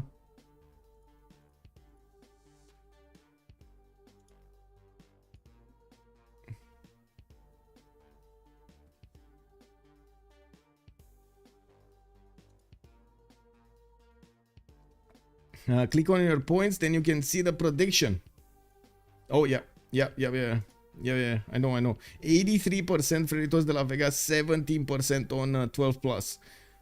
So we got 170,000 points on Freritos de la Vega. Okay. That's quite big. I do see Titiits is actually getting holy site prayer projects over here in the city of Geelong, and I do notice he's getting a few new builders. Looking at his stats, 29 science and 38 culture is definitely quite a bit higher than Gorgo's 28 and 60, 38 actually and 60. Ooh, Valanchik going strong over here. Did he just plug in the double card or something? He did. Natural philosophy getting the 100% adjacency for the campuses, and well, now he's actually going to put up quite a fight here. Let's actually see if Australia is going to manage to punch through. He can, unfortunately, he doesn't have his general for the extra movement on the swordsman, and he's going to need to slowly get in there. Anyway, in the meantime, getting more shrines, and I guess he did manage to put Governor Victor there for a little bit more protection. Now let's see how this is developing here. Where is that settler going? Oh my god, it is going here. Is he actually? No, he's gonna take all of this from England. Oh no, England is gonna be left without a city. This is unbelievable. I really like this. Just Diva. Oh my god, man. Who's gonna settle first here? It's probably gonna be Phoenicia, right? He's getting onto that tile, popping the hut, and then settling a city instead of it. Using the houses of the great Hattanians to get a very good city against England. Oh my god, he's gonna block all of this territory to the north. If he settles the city here, he's blocking everything. And England is just gonna be like, ooh, Pikachu. Yeah. It is what it is. 150,000 is me. Oh, I see, Mad Bits. Oh, I see. Hi, Roller. Let's go. Rusty, good evening, son, and welcome. So, Gorgo is trying to take out of his predicament. Yes, basically, he has quite a few problems with his culture. I guess 22 is enough for quite some time. And, of course, he's going to get Moksha for the extra culture points. So, I guess all in all, it's fine. We do have Australia pushing in with one swordsman. And, yes, he's going to get another one from G Long's encampment while he is trying to improve most of his more of his territory to get the science and the culture. We do see him... getting also his greenery for the extra food and housing. I was thinking, like, doesn't he have already a lot of housing? Why is he housing capped over here, or are we just seeing him not having enough food? Actually, I can't see if he's housing capped or not. Colosseum started up by Babylon, and I do have to say that he did actually put his big boy pants on, and he's getting out on the coast against the sharks of Scabrous. We do need to see if he's going to get the galleys out quickly enough to push back these English galleys from his territory. Oh no, actually, wait a second, that's his ally over here. England is coming in to take Bandar Brunei. Unfortunately, there are quite a few galleys next to that city center, and by the looks, look at what's going on here, guys. What is this? Why is the settler first of all not settling? Because he could definitely do that. Oh my God, no. Does he? Does he actually want to settle it? No. Does he not see this? He should.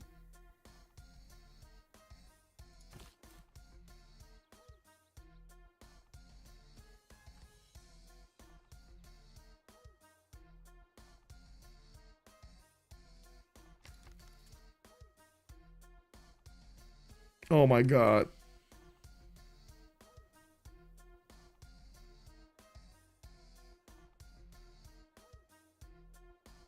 I am just imagining what Just Dima is trying to do here, first of all. And second of all, I'm imagining what his reaction will be when that settler of England is actually gonna be first moved settled next time.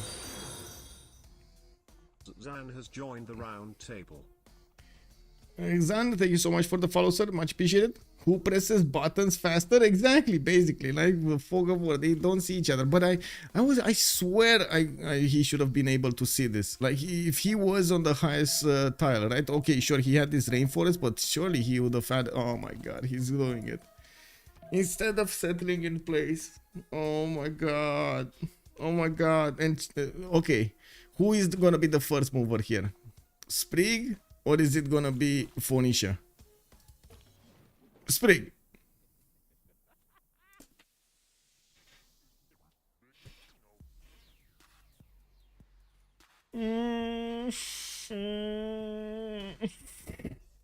Oh my God. Just Dima is gonna need to get back home with that settler. Tell his people that he couldn't do it. He couldn't do it. I mean, he tried. He tried to climb the forest onto the tallest hill, onto the tallest tree. But unfortunately, it was too late. The English were too fast on the buttons. Too fast. That's just, oh my God. That's just, he got griefed. He got griefed. And now you take a scout and you steal it. Yeah, exactly, right? We need to see England over here get a scout and steal. Oh, wait a second. He has a scout here. He actually has a scout here. Oh my God. Yeah. Dima is crying. Yes, TXN. Yes. Softail, bonsoir, monsieur. Bienvenue. Ulas, bonsoir, monsieur. Oh my God. Anyway, let's see what's going on over here in the other side, right? What is Titiits doing here? He's getting his units out. He's blocking the chokes. Doesn't look like he's interested in pushing anymore, especially with horses getting out from Valanchik. We do have campuses getting out here, and I do see a Temple of Artemis from Canberra. Yes, we do have a Diplo quarter in Brisbane also, and well, he's preparing for the next era. We do need to see who's actually going to manage to get their golden age points for the next era, and in the meantime trying to retain advantages for them, especially since Bartsake is starting to get the navy out. He's definitely gonna put Scabrous here on the defensive for some time. Scabrous had a lot of boats from his Royal Navy dockyards, and now he is trying to see if he can keep Babylon from getting a fleet.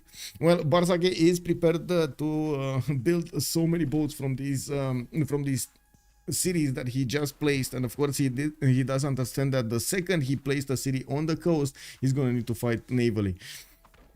Now we do need to see him try to go for his caravel technology. I do see Scabrous is already 2 turns out from Buttress, while Bartsake is 7 turns out from Buttress.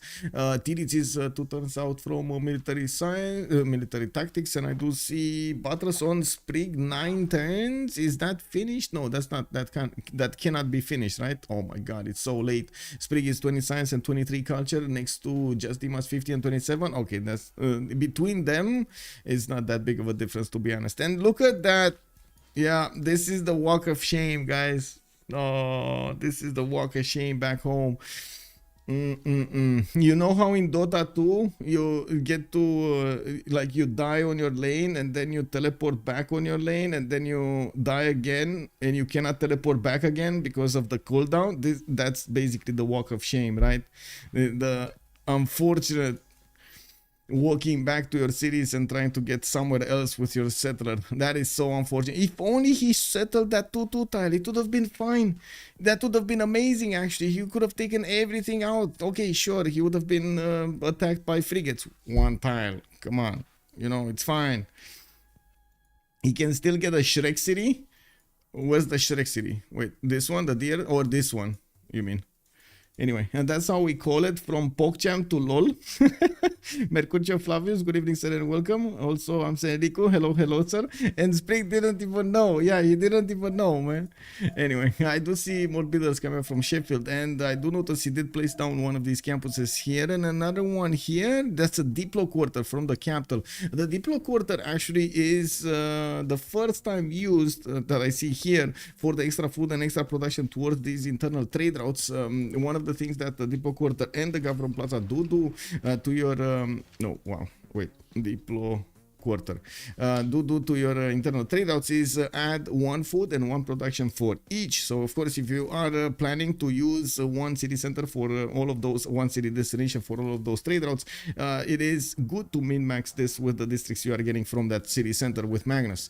Now I do see Portugal has started actually externally trading over here and getting the connections. So he's going towards Sheffield with this 1 trade route towards the west side through Porto, while he's starting up on his horseman production. He's getting an encampment directly towards his opponent, while Persia is just happily getting one of his immortals, thinking that 1 immortal is enough. I mean, it's immortal, right? It's not gonna die. Well, I think actually Portugal is gonna put that to the test here. Now we do have him Simple Mouse getting a few more settlers to the west side. He finally actually started expanding on that other peninsula of his, and also gonna get that silver tile. Oh my, okay, I guess this city is gonna be interesting. We do have him with so much gold per turn, but unfortunately not a lot of food there. Now we do have him with a lot more cities than Portugal, and I gotta mention here, Portugal is 27 science with 41 culture next to Simple Mouse's 39 and 54, while Simple Mouse is keeping his tempo. Pompey is slowing down a bit. We do have him starting to get a lot more gold per turn, which is probably the reason he's slowing down a bit, so he can actually get his lighthouses and everything going, while Persia did choose to go for quite a few more cities rather than all of his traders. We do have him with 4 traders at the moment, and I do notice he did put some of his Peridesas down for his extra culture. Okay, we do have Babylon managing to win a little bit of peaceful time here, a few turns at least, or 1 or 2 turns actually of peace here. There are quite a few boats from England that are going to join the fight, and we do need to see if Eshuna is going to have enough time to pump out enough galleys. 3 turns for Colosseum will probably get chopped next turn. There is a builder ready to the south of Babylon to get that forest in his territory, and let's see it. Boom, he got it. Hanging Gardens also placed down by some... Oh, Hanging Gardens also got finished in Belgium. Very nice, very nice. Now we do have Bartsake with 39 science and 44 culture versus Scabrous' 40 and 51. A bit of a difference in Buttress or in technologies. No, not really. Actually, Bartsake is 1 turn away from Buttress. It's all good. It's all fine. More of these city parks coming out from England. Isn't this gonna slow him down if he actually is choosing to work these tiles? Because that's no production there. Like, look at this difference in production. 60 points of production for Scabrous, and then Bartsake 88 points of production. 246 cities versus 246 cities.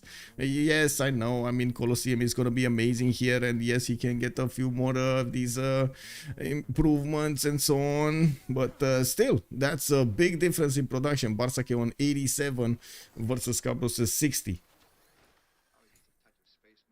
Okay, looks like in the tech side we do have Scabrous going for his cartography in 5 turns, while Sprig is still trying to get his butters going.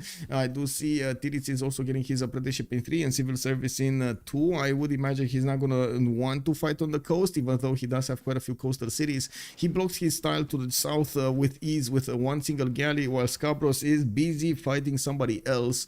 He's gonna find it hard to actually get here.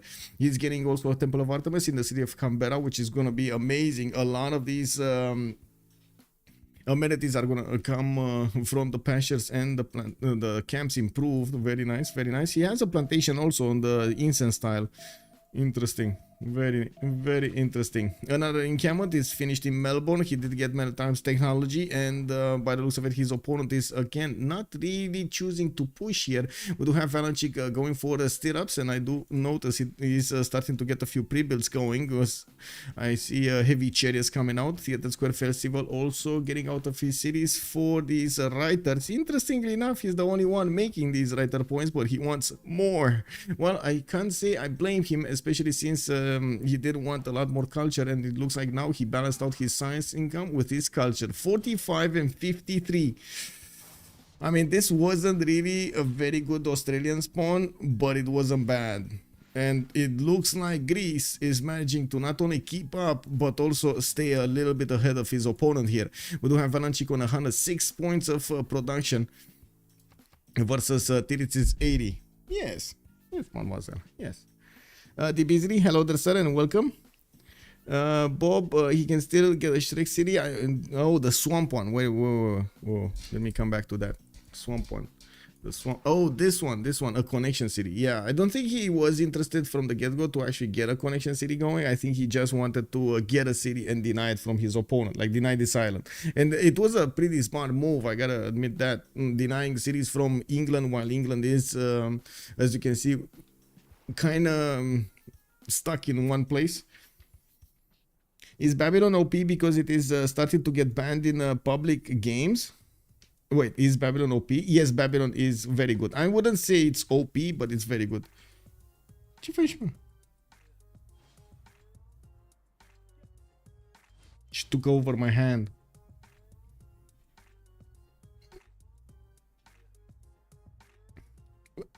Can I get my hand back, please?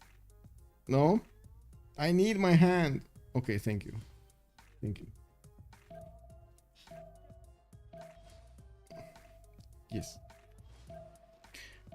I guess I'm gonna need to use these. Okay, Biruta getting more biomes out, and yes, I do see him getting some projects. I would imagine that's harbor project, so he can get the admirals. We do need to see in the south, in the east over here, if there's any war brewing. We got a few more horses from Portugal going towards the south, protecting his encampment while he's getting the chops going there. I do see horses also coming out from Sparta, while there is still that one immortal to the north of Passagar. I think actually even the people of Persia have started doubting the name of the immortal. They're like, what if this guy is not immortal? Let me test this out. Rafifi, bonsoir monsieur.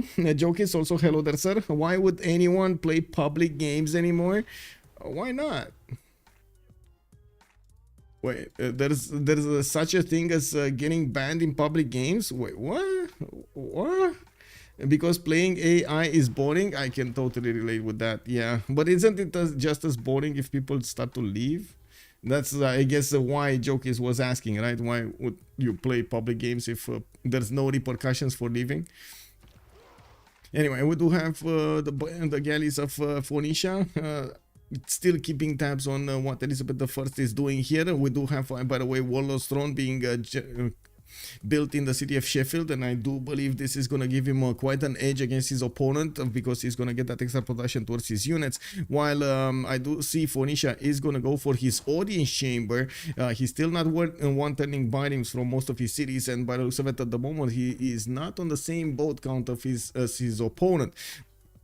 We do have Sprig with 26 science and 23 cultures. Just Dima is 24 and 35. Not that big of a difference in them, but it does seem like Sprig is going to have a hard time getting to his mercenaries. Just Dima is getting his civil service in 1, and I do notice he's a little bit behind Batras. I guess, you know, science is science, it is what it is. In the economic screen, it does seem like... now we do have a decent amount of gold on both teams. I wouldn't say there's that big of a difference between them. 109, 56 and 53 and 14 versus the 5, the 60, the 94 and the 92 coming up from the other side. So both sides will have a decent economy. Bartsake not actually managing to defend the city of Veshuna. That city got taken. That's the first blood being done over here. Hey, no, my headphones. Leave my headphones alone. Come on. I quite like playing against the AI. Oh, yeah, why not? Not interested. Cool. Hello there, sir. Have you considered getting good? Kick W, man.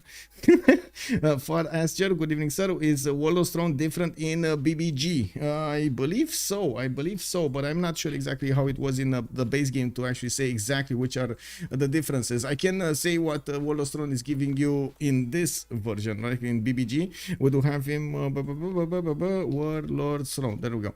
25% production towards all land and naval military units in all cities, reduces the maintenance cost of by 1 and increases strategic resource piles by 15 on online speed, provides you with 2 of each strategic resources per turn that you have revealed, and of course awards a governor title.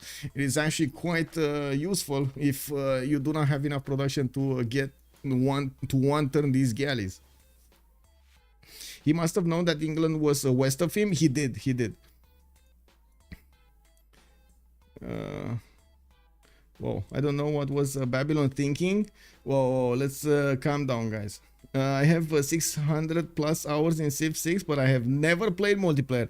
I mean, to be honest, a lot of the times, and I also played a lot of the times, I would say by myself before I found out the multiplayer community, or there is such a thing as multiplayer in Civ6. I can't really condemn everybody or even comment about them, because it is a certain, how to say, a certain feeling and a certain pleasure to play the game as like that also, especially if you do not know about the multiplayer community, you do not know about the tools that we use and all of the rules and so on and so forth. It can be actually quite overwhelming to go through it. I remember the first time I joined the community and they were like, you gotta register there and you gotta do this and link that, and I was like, come on bro, let me play, let me add them, like, put me in, coach. And I was like, no, you need to do this first, and now we do the voting. And yeah, I mean, I can totally understand the other side, right? This is a game that takes like 4, 5, 6 hours sometimes, so you gotta prepare it properly. So yeah, you need to spend those extra 5 minutes to try to get the correct civilizations going, to get the correct settings and so on and so forth. ICQQK, hello there, sir. These guys can kill deity. Turn off a stream. Okay. In the original, capturing an enemy city grants 20% bonus production. Oh, okay, there we go. Rafif is telling us what the original World of Throne is. Okay. We do have libraries in Lisbon, and I do see finally Governor Pingala is deployed in Funchal. He is going to get a great profit here. He did get that Stonehenge going. Looking at his era score, we got several more turns until the next era, and we gotta see how things will evolve here. Bartsake with his 52 out of 49, he did secure his Golden Age, but unfortunately lost one of his city centers. He is getting quite a bit of navy here on the east side, getting pressured by Just Dima from the north with the birems is gonna be a problem for both of them. Actually, Phoenicia is gonna need as many of these birems as possible, and it does seem like now he started the production for them. We do have Tutul getting traders, and I do see commercial hub investments coming off from Babylon. He's probably eyeballing Zankian, which is the next one up. Wait, he's gonna get that anyway. Anyway, we do have in the Great Amulet screen the +3 one. That means all of the ones that were before 4 got picked. And let's see, Rajendra Kola on Nader Shah. Okay, Zenhi on Daido. I got I would say stumped a bit over here because of Persia picking an admiral. He is probably not gonna fight anybody on the coast, but he did deny an admiral from his opponents. That's pretty big. Now we got Lee Freritos on Sprig and Zenki on Phoenicia. That's fine. Gaius Dullius on England and then Artemisia on Babylon. So I guess everybody that's fighting. No, not everybody that's fighting. We don't have Portugal with one, unfortunately. Well, he's starting to get something done on the west side, but I think he's still gonna rely on Sprig to get the most out of this war on the west and on Babylon. Bartsake needs to show up big over here. He doesn't have harbors, or a lot of harbors actually yet, so his availability to get these admirals was actually severely reduced. Let's see what Australia is doing here. The Maritimes have been punching forward, and I do see Greece is managing to shoot back. Do not have that many units in between these mountains, but I think it's a stalemate by the looks of it. Valanchik is going to try to settle more cities. A lot of builders coming out from Australia to improve his territory. He chopped everything he could, while I do see him putting down a few more campuses for his science acquirement. He finally got a significant advantage over Valanchik with 89 points of science and 64 points of culture. Still not on the same level of production though. 98 versus 122 of Greece. Okay, let's see era score. Bartsake got it. Titiits 1 point off. He's definitely gonna get it. Pompey 4 points off, and he should be able to get it. He did get the religion though. Actually, we got two religions. One on Australia. That's gonna be Defender of the Faith and Jesuit Education. While Buddhism, Portugal, Zen Meditation, and Itinerant Preachers. These kind of sound more like for points than rather anything else. Ce faci, mă? Stai. Hai fi cu minte. No. Cu minte. Te-am cu minte, da? Te-am cu minte. Scabrous 41-41. Looks like he's gonna need quite a few more points if he wants to get the golden age, while Just Dima is still in the darkish point. Okay. Yeah, she wants to be free. It's hard to invest 8,000 hours when you have 2 jobs and a family to raise. Yes, plus. Totally agree. I have that much in all my FIFA games combined. Oh my god, yes. It is what it is. Everybody with their games, guys. Everybody with their games. Sprig got good admiral. Wait. Leif Erikson? Yeah, sure. Did he get another one that I didn't see? No. It's gonna be very expensive to get the next one though. We do have 300 necessary points for Ferdinand Magellan, but that is gonna be so good over here if, for example, Sprig is gonna manage to get it. Can you write what breed of cat it is? I don't know what breed it is, to be honest. Like, when I took her to the vet, they called it European cat, but they told me that European cats are basically, you know, those cats that are like, I would say, they don't know what breed it is. And I searched the internet, and the only one that I found that would be resembling its fur and so on, like it's a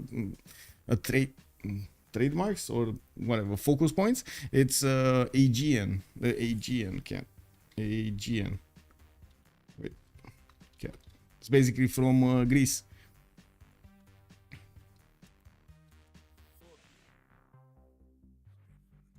Let me put it up on the screen really quickly. Yeah, there we go. She kind of looks like this.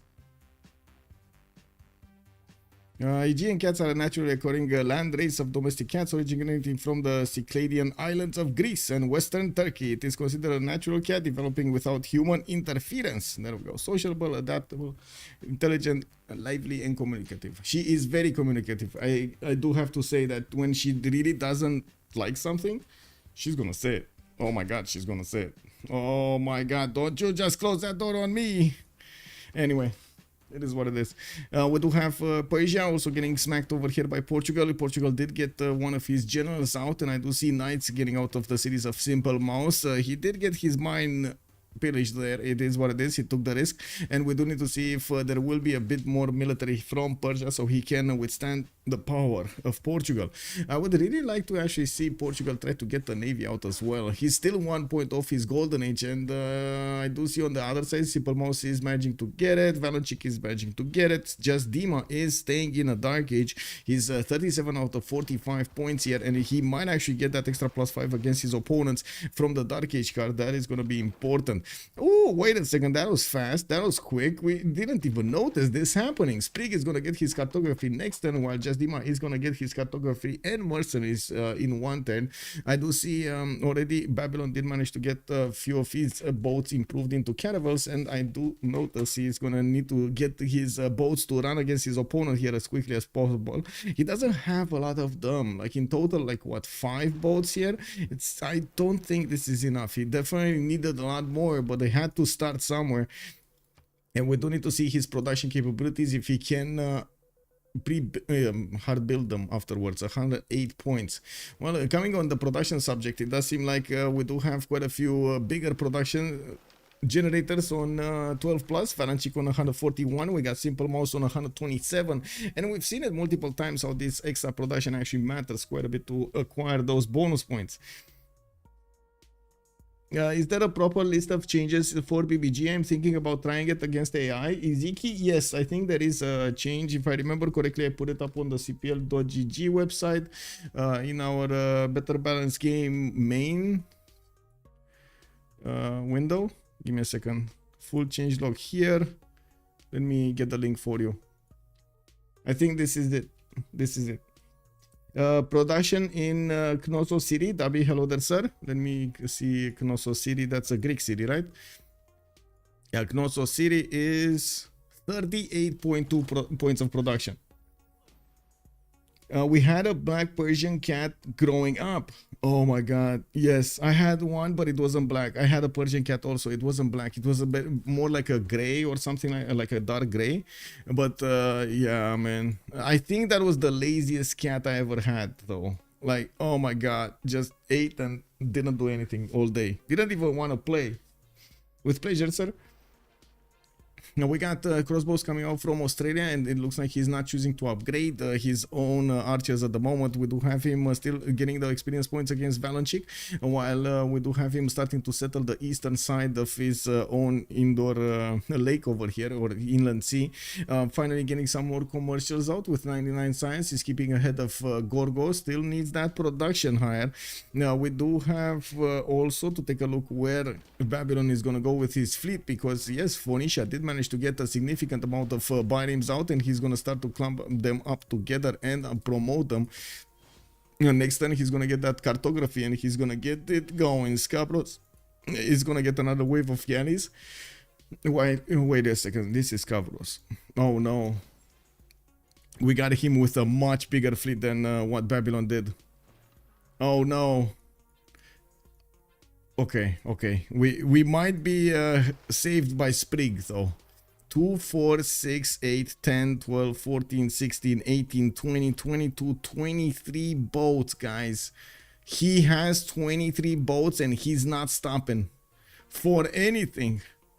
Yeah, we don't break for nobody over here. This is basically what Sprig has on his empire.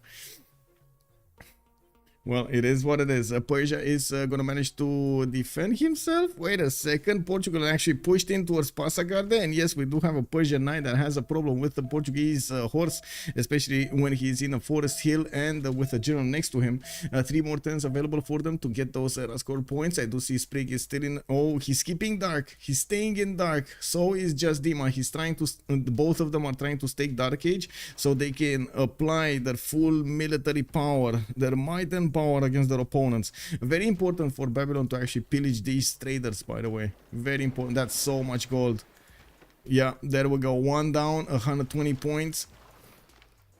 We do have England also being blocked from getting on the eastern side, and yes, he's gonna have a lot of boats out that he's gonna try to get in. He's gonna need to get them through a side on choke over here. I don't know exactly how to call this, but I guess we can find a name. What is this? Gibraltar. We call it Gibraltar. I think that's a mouthful, isn't it? Warlords for naval. Yes. Do they have the gold for shit? That's a very good question. Let's see. Yeah, they do. They do. More than 800 gold on 12 plus, and then we do have 1500 gold on more than 15. Like what? Almost 2000 gold. No, 1800 gold over here for Freritos de la Vega. Did Sprig manage to get his caravels? Professional army. Okay, he has his 50% off. But did he get his caravels? No, he still didn't get his caravel. He wants another one. He wants to get another wave. Another one. Okay. Well, we do have Pompey also going for his caravels in 3 turns, and I do see he's putting cities on the west side towards his ally here, towards England, towards Sprig, while I don't see him actually getting pre-builds out. This is worrying me, but I guess he does have other plans in his mind, especially since he's pushing Persia, forcing his opponent to spend some gold. It does definitely seem like Sprig is going to manage to overwhelm his opponent with just sheer number superiority. How many bindings do we have? 2, 4, 6, 8, 10, 12, 14, 16, 18, 20, 23. It's 24. 24 bindings. Oh my god.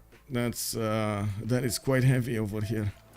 And yes, we do have 6 Babylonian caravels coming from the south. They don't have an admiral for them, but he's also getting from Babylon and from Magium some of these harbors. He's going to start hard producing caravels as quickly as possible while trying to get to his Merchant Republic Civic so he can get those press gangs cards going. Jasdima is going to get his cartography next turn, and he's going to start upgrading, while I do not notice yet Sprig choosing to go there. He still wants his pre-builds way before his opponent here. The Strait, the Bosphorus. Okay, the Bosphorus Strait. Okay, we can call it that. Yes, that's a little less of a mouthful. Is this part of round 19 of this season? Yes, Amistek. Yes, sir. How Sprig with so many boats. Babylon got an admiral too. Let me actually take a look. Did he actually manage to get an admiral?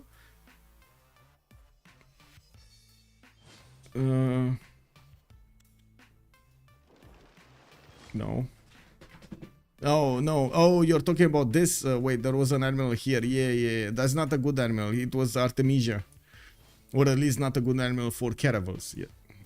It's good for something else. I think it got, yeah, it got activated here. It gave a promotion to the caravel. Okay, so Sprig is 1 turn away from cartography, 3 turns out from monarchy. I do see next turn we're gonna have the new era. We got Bartsake 57. He's getting it. Titiits is getting it. Pompey getting it. Sprig is gonna go dark. We got Valanchik on Golden Age, Simple Mouse Golden Age, and Scabrous is gonna be golden. Jasdima and Sprig, the ones that do not want the Golden Age, did not get it. They're gonna go dark.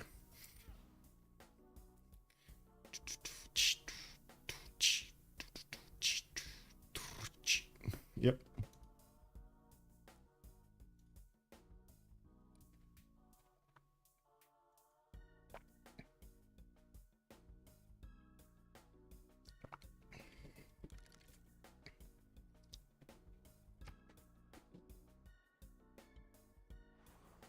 Restless, man. Restless.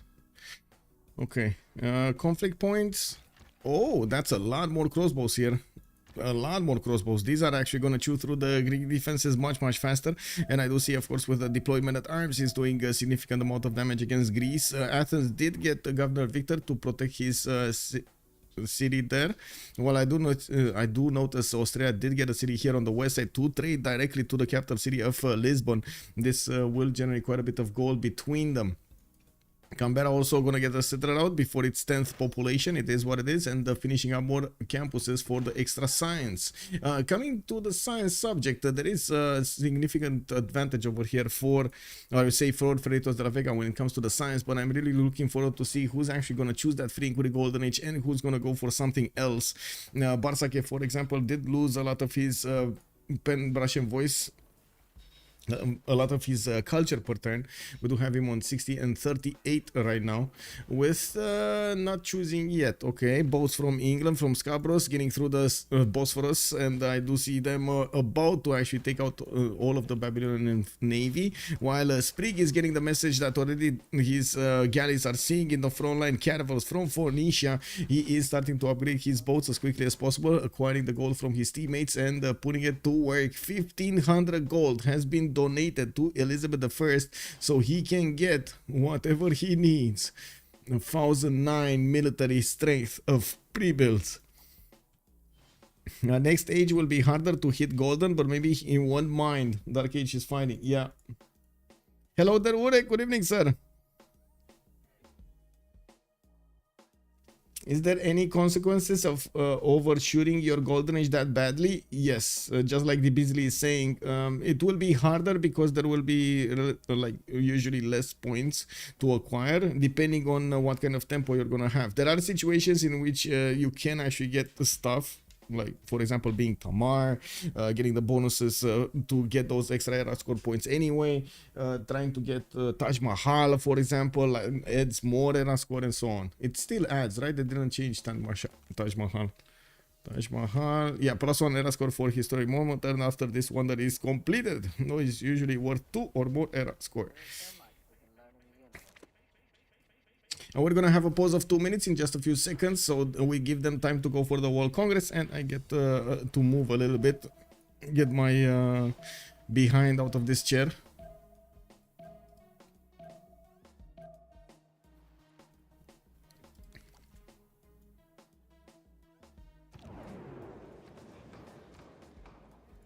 Okay.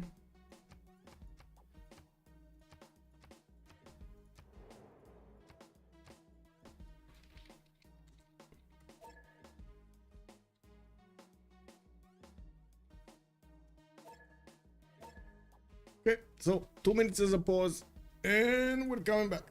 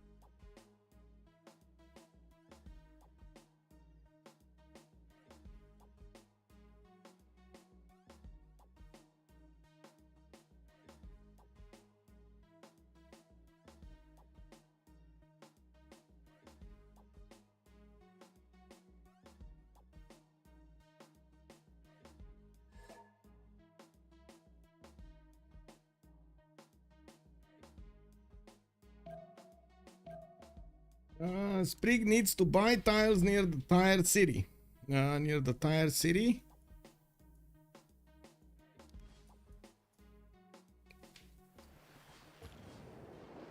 Oh, near Tyne City, near Newcastle upon Tyne. Okay, I see what you're saying over here. Yes, well, by the looks of it, his caravels are definitely much stronger than Phoenicia. Phoenicia cannot get his ammo on both sides, and from what I do see, he chose to go first in the south against Babylon, where, yes, we do have England sending quite a few boats of his own to help out with the danger here.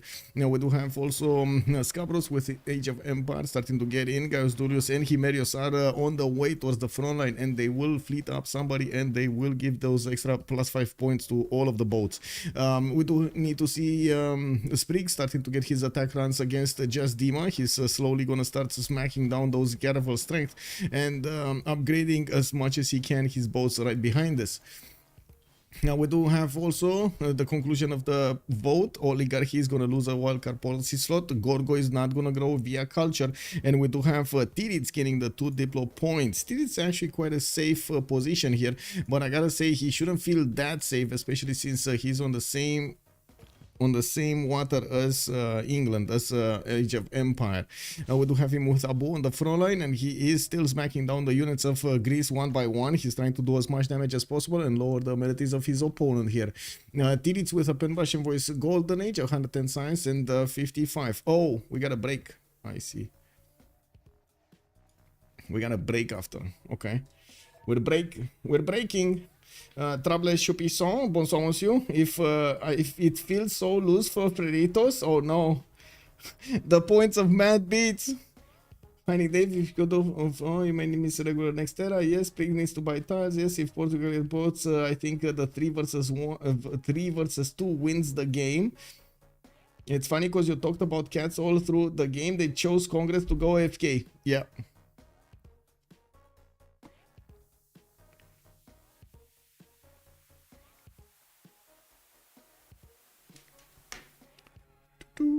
Okay, so I guess I'm gonna put up that 10-minute mark. Actually, let's put it for 80 minutes. It's 55. Oh, that's 5 minutes actually. It's a 5-minute break. Okay.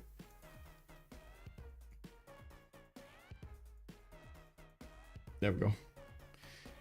My points for the people. Yeah. Oh my god. Let me get the destroyer's energy out of here. The destroyer. Come on. Come on. We need to get out of here. We need to get out of here.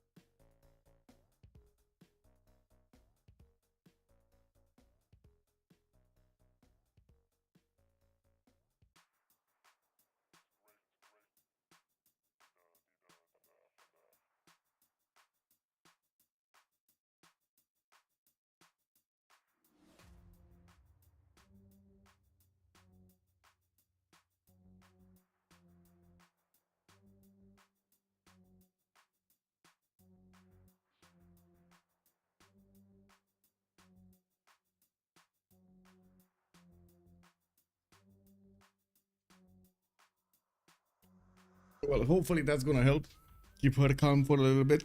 Whenever I have these sessions of throwing balls to the kitty, she actually runs around and so on, like balls or toys or stuff like that. And I was thinking my neighbors always hear, you know, like that. Whenever she's running, you can actually hear it, thrum, thrum, thrum, thrum, thrum, thrum. And I can only imagine my neighbors from downstairs what they're hearing. Unfortunately, I hope they're not hearing.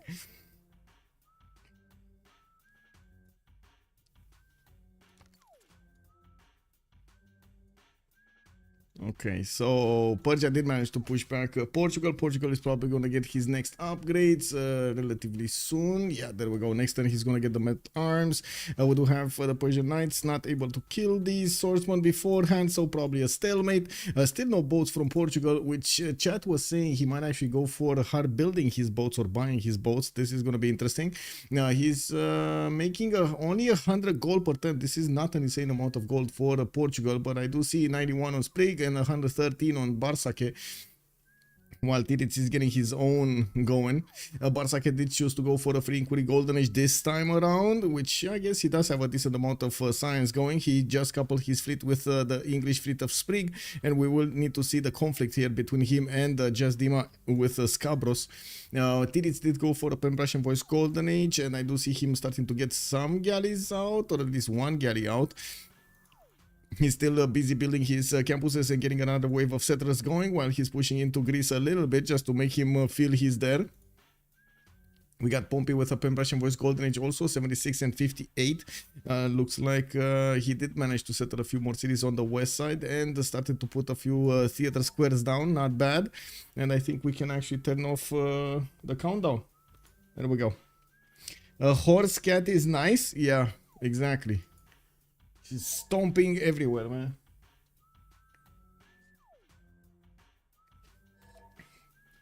But when she wants to be stealthy, she's definitely stealthy.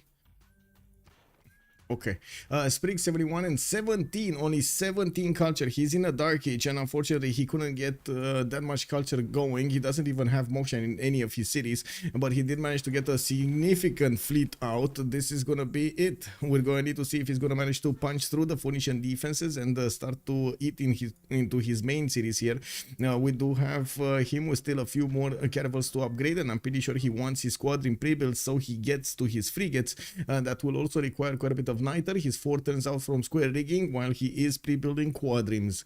Now Valanchik 74 science and 180 culture from Greece Gorgo. Greece Gorgo here getting quite big, 2, 4, 6, 7 cities, and finishing up some more campuses, working on campus research projects. I would imagine it's a very juicy one. Ibn Khaldun for the extra amenities and the housing. That's going to be quite nice. If Adlan is also available on the merchant screen, while at the moment it does seem like Scabrous is going to be the first one to get to Ferdinand Magellan. Ferdinand Magellan applying another +3 combat strength to all of his naval units. You can imagine that is going to be extremely valuable in the warfare against both Babylon and England Sprig. We got the Simple Mouse also with 129 science and 58 culture right next to Pompey's 81 and 65. It does seem like at the moment the Simple Mouse is going to have the upper hand on this seeming ability of his while he's finishing up his pyramids in the city of Tushpa. He did upgrade, or I should say improve, most of his territory in his lands here, getting in camel training projects, and well, we do need to see if he's going to manage to actually successfully punch through the defenses of Coimbra and Braga. Victor is establishing in Braga, and yes, we do have men at arms that are keeping the chokeholds closed. Jasdima 60 science and 33 culture in a dark age. He is only on 5 cities, and he is having a problem with his next door neighbors here. He was the one designated to make the most caravels and also sacrifice himself into the dark age to get an extra +5 on his boats. That the moment, wait, he's not using it.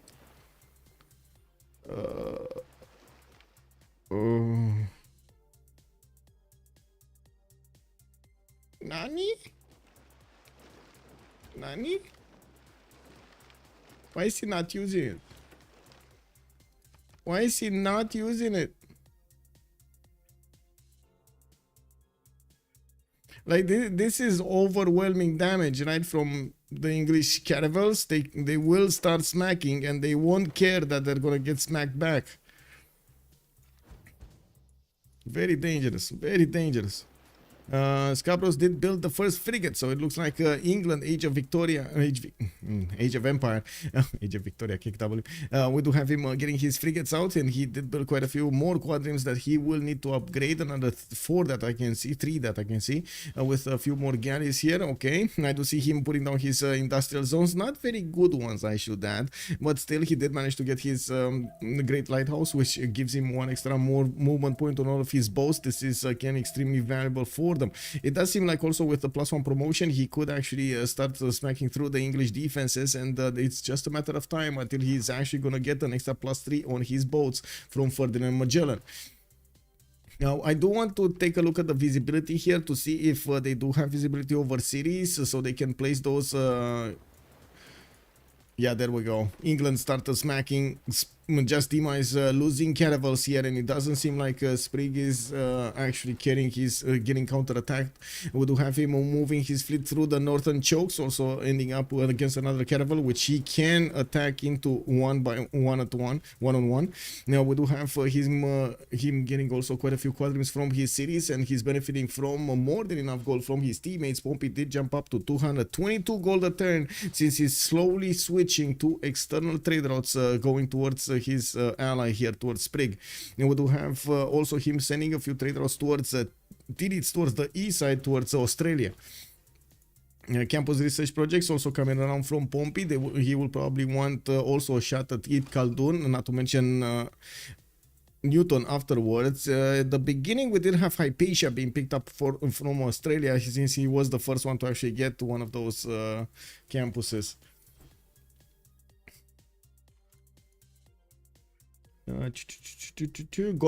Gold could decide this game, as it usually does. Yes, we might actually see gold deciding, and especially with Pompey jumping up so high with the gold per turn is going to be an advantage on their team. But I gotta say, there's a lot more science on the other side, on 12 plus.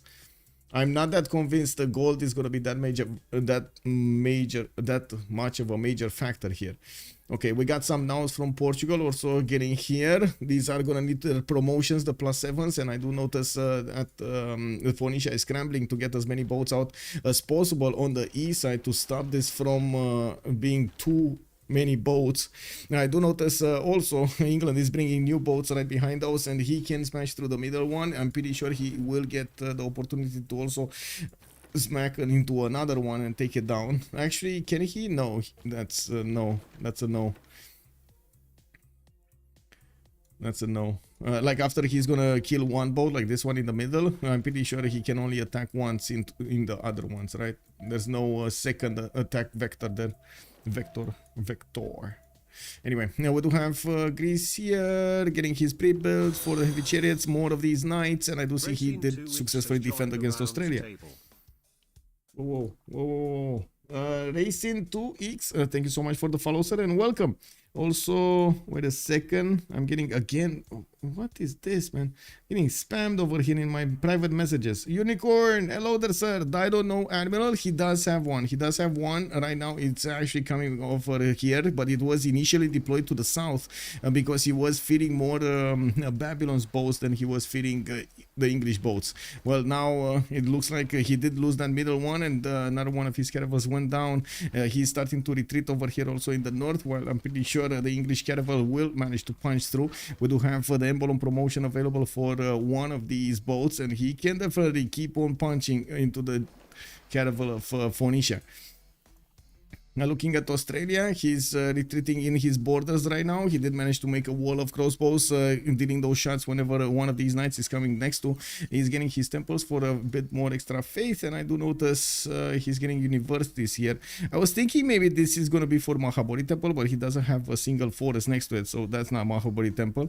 Amazing placement for his outback stations. He's getting so much extra yields from those outback stations right here, being placed all over the place. You can see Titiits did manage to jump up to 146 production, while we do have Valanchik next to him on 175. He's still actually a little bit higher, but the science is starting to equal out. Culture, of course, is going to be Gorgo way ahead. Wait, what? He's getting an encampment here? Like all of his new soldiers are going to need to go through the water to get back home? Elephant guy, good evening, sir, and welcome. Oh, right on time. We got a massive fleet going against a massive fleet. Look at this, Elephant guy. So many boats everywhere. England smashing through the Phoenician defenses, while the other England is smashing through the other England defenses. We got some Babylonian also boats getting out here, and we got Babylon managing to get Francis Drake, and by the looks of it, he's harboring as quickly as possible as many boats as he can, so he can help out on the seas. There's an English frigate fleet here, and yes, we do have quite a few more frigates on the way from Scabrous. While it does seem like he's starting to punch through, he just dealt the first blood against Sprig. I bet England wins the England versus England front. I think England is better than England. Yes, yes. Welcome, welcome, Raiders, indeed. We got also the nows of Portugal starting to get their fetorias in the lands of England.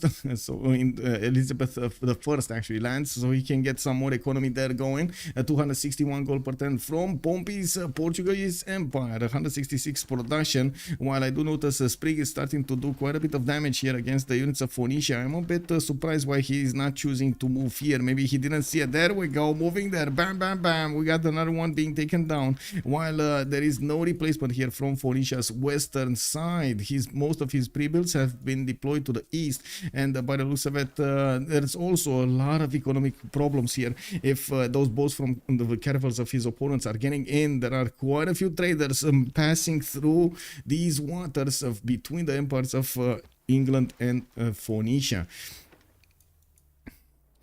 Britannia, rule the waves. Yes. Norway, that crazy. Let's go. Yeah. Okay. Okay, let's see what's happening over here. Campus research projects. Who did manage to get Newton? Ibn Khaldun was picked up by Portugal. Woo! He got it, boys. And yes, we do have Ibn being picked up by Gorgo. That's a win on their side. While Greece might actually pick up Isaac Newton. He is going to catch up in the science against Australia if he does this. Now, we do also need to see who's going to start getting the engineer points. I did see a few industrial zones here and there, but not that many that I could actually talk about. There weren't that specialized in this. Of course, this is kind of a weird land, right, to get those industrial zones down. Where did I see the industrial zone? I'm pretty sure I saw at least one industrial zone. Oh, it was here. There we go. It was in who other than Age of Empire thought of getting one industrial zone? Getting intelligence agency also next turn. I don't see a spy yet in Babylonian territory, while I don't see a spy yet in the English territory either.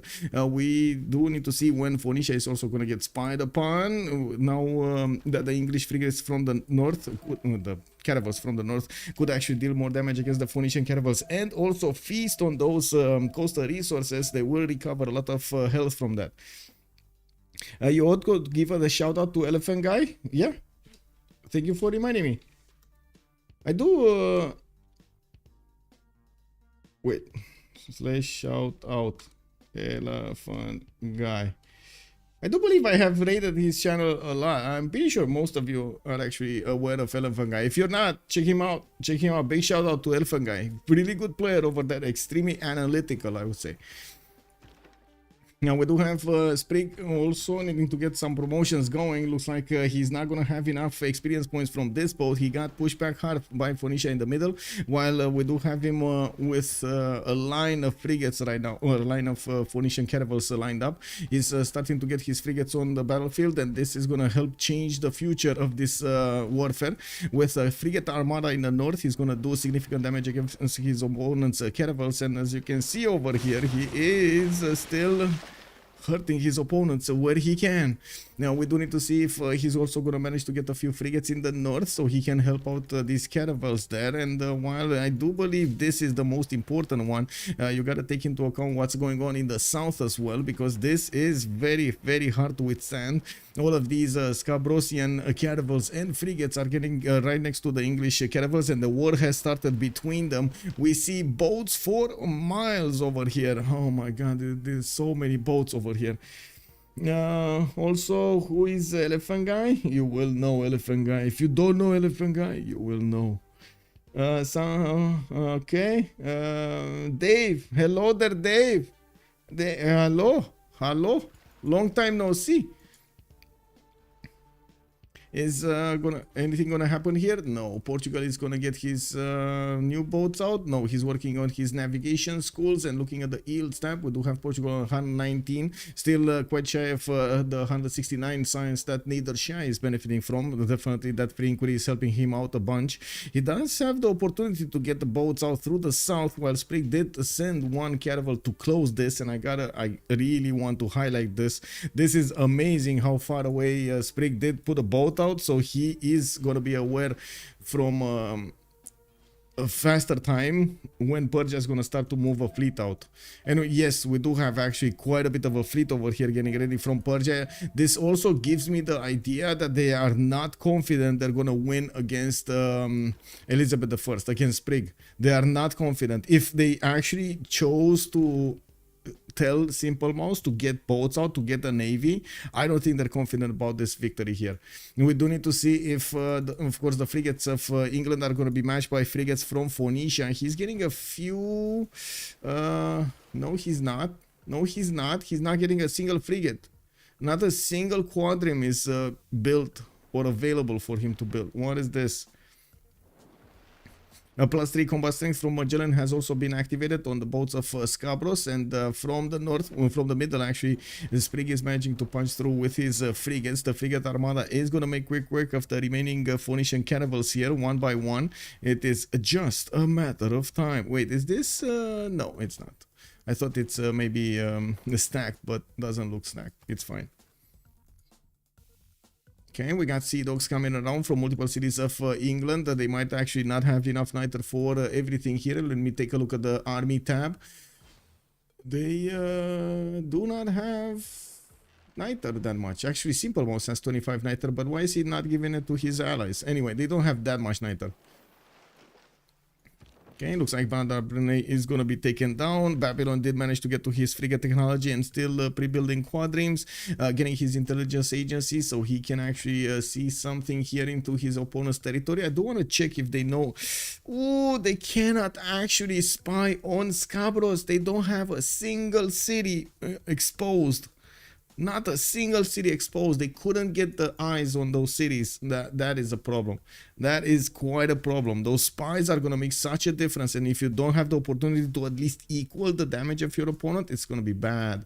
We do have on the other side, for example, all of the cities of Babylon available on the coast, like Tutul, Durat, Durmuti, and Mari.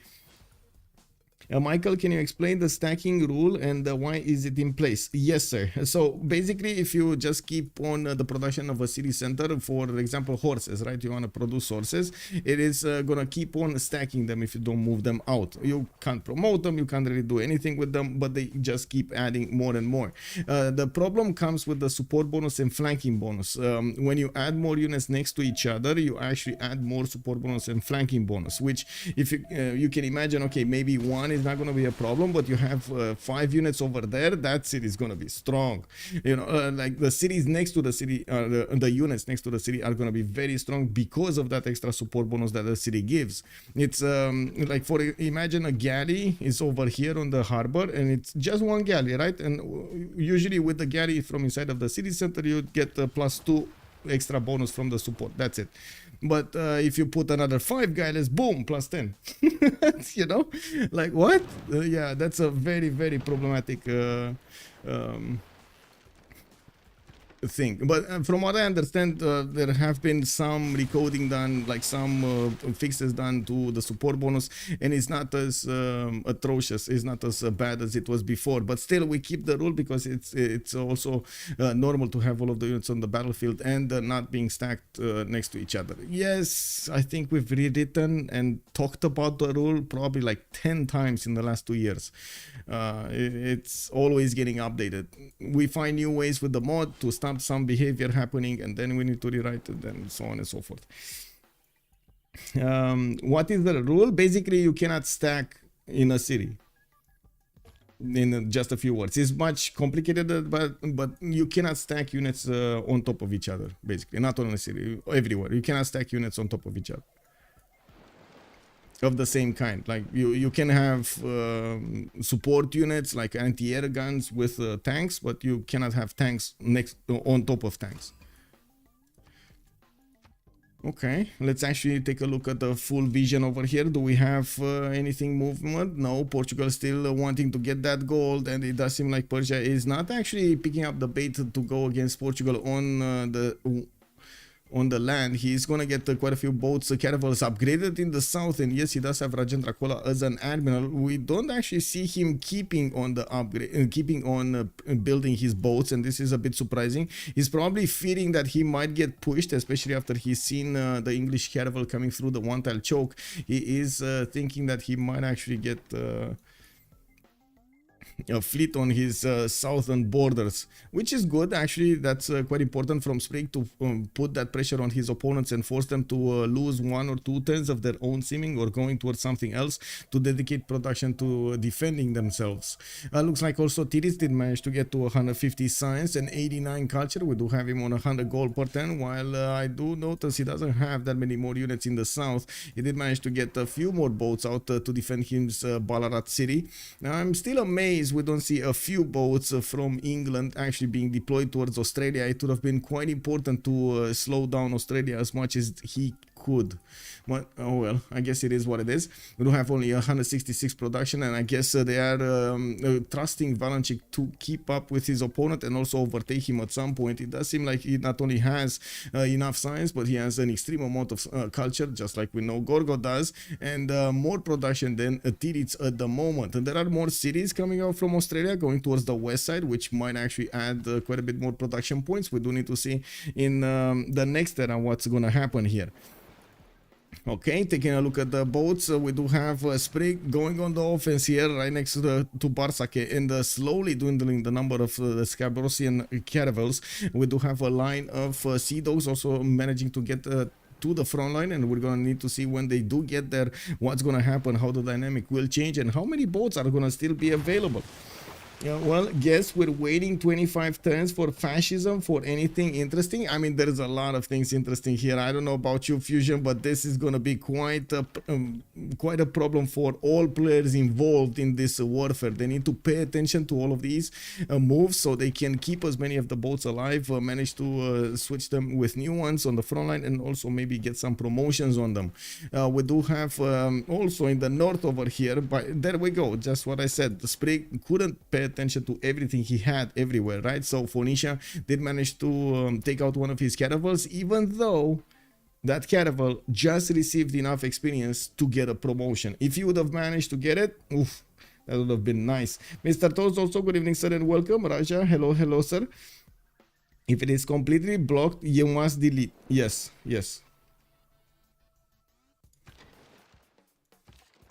Oh, looks like Phoenicia did manage to push back considerably the English boats, and yes, that caravel armada, if he doesn't get it shift entered back, he might lose it. We do need to see if we do have replacements here, because it does seem like first of all he doesn't have Merchant Republic. It's 9 turns out to hard build boats with a half cost production card. That is a problem. This is the moment when those nows from Portugal should have come into play here. Now all of his boats on the west are managing to do some advancements, but to be honest, this is not really what he wanted, is it? Where are all of his boats? Didn't he have like 30 of them? Oh, there are quite a few of them down here, and I guess it is important to actually take out all of the English fleet in the south. Scabrous is coming into the fight with a lot of frigates. I don't see that many more chances for England, for Sprig to actually get into the Phoenician territory. There was a moment he could have, but I do have to say Jasdima did react very well, repositioning his boats from the south, letting Scabrous deal personally with both Babylon and Sprig at the same time, while he focused all of his efforts on keeping as much as possible Sprig from getting in through the one-tile chokes. We do have new quadrims getting out of the series here from Sprig, and I do see he's trying to hard build caravels, but again the production is making quite a bit of an impact on his outcome. Titiits is going to get his industrialization, probably the first one to get there, with another point of production added to his mines. I gotta say he did actually build a lot of these outbacks also. We got universities coming up from Brisbane, and yes, more libraries for the extra science points, while I do see Valanchik is managing to get 155 of his own. He just built another one of those powerful campuses. Where did he build the campus from Sparta? Is this the campus from Sparta? Oh, this is the campus from Sparta. Okay, a +8, a +4 doubled over here. A +8 with a library and a university instantly in it. Does that mean he actually got Newton? That does mean that he actually got Newton. Like, I was sure he didn't have time to actually build these, and I wanted to check it, and boom, he actually got Newton. Very nice, very nice. I'd also want to say here that Scabrous with 194 science. He's the only naval on these seas that has a lot more. So thinking about possibility to actually get a like massive fleet of ironclads out, or submarines out, or even destroyers is going to be much earlier for him than anybody here in the game. Maybe Portugal, but Portugal has other problems in his mind to keep out. Of course, Persia over here is going to put quite a bit of pressure on him, and I would imagine he's going to focus his efforts over there rather than trying to get boats out, even though it would have been very helpful to get some of these nows to help out the boats of the frigates of England here, of Sprig. He's using scouts for the support bonus, not a thing in BBG. It was a thing, faster for quite some time, but it got fixed. It got fixed, just like Cupcake is saying. Hello there, sir, by the way. No more support bonus, and I think they fixed it by actually manually choosing which units. Like you can see right now in the bonus, the drop down you can actually see each unit being displayed, or each unit type being displayed. So they probably reworked all of the support and flanking bonus to have this displayed like this. Yeah, like what, in the previous patch? In the previous patch it got fixed. Or was it 2 patches ago? Something. Anyway, a few months ago.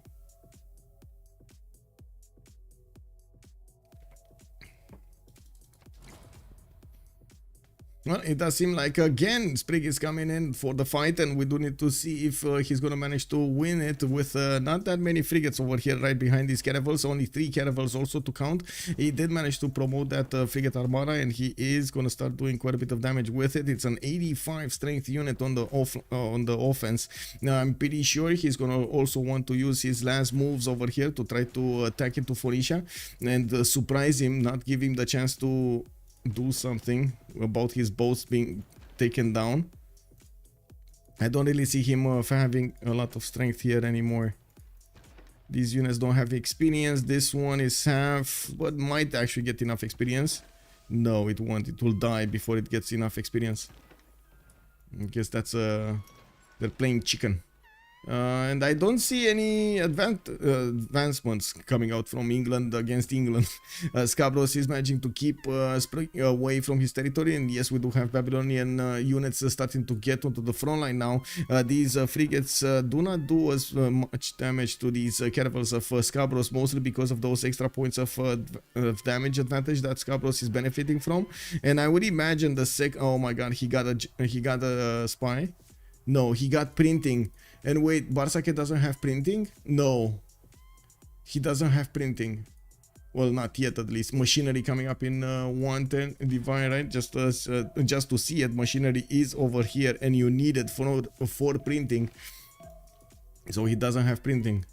That is quite a problem, because these Scabrosian frigate fleets can do so much damage. Oh my god. Oh my god, okay. Sea Dogs pillaging? Yeah, and the Sea Dogs pillaging, that's a nice catch also. There aren't that many times more to pillage though. Anyway.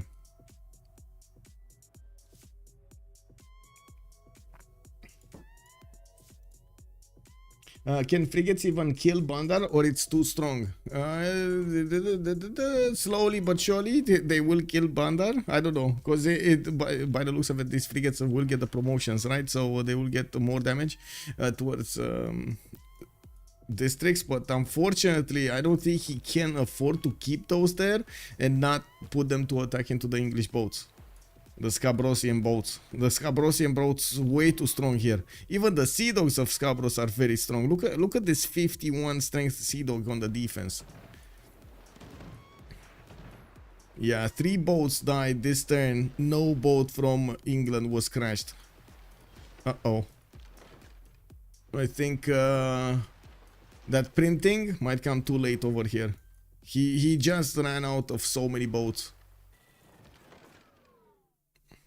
What is the spy? Whoa. Venetian arsenal getting built in Babylon? Is this the curse? Guys, are we gonna see it again? The curse of Venetian? Are we gonna see it again? Because yesterday we actually had for the first time the breaking of the curse. Is this the one stream, one game right after that we're actually gonna see it denied again? Are Sea Dogs and Frigates the same combat strength? No. Wait a second. I can show you. Frigates are 45 with 55, like 45 melee, 55 offense, and they do get all of the other bonuses on top of this, while the Sea Dogs are 40 melee strength.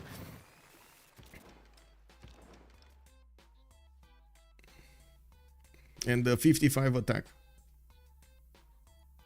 Base. I'm talking base without adding more bonuses on them. Oh wow, looks like Sprig lost most of the boats here. Did he lose his? No, he lost his frigate armada.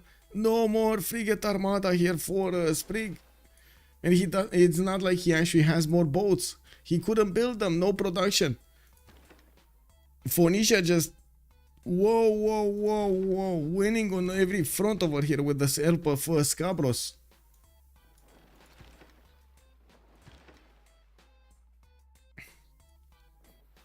Sprig is still 5 turns out from getting his exploration. Again, the lack of culture in this setup, because he needed to go for a Dark Age, is eating at him.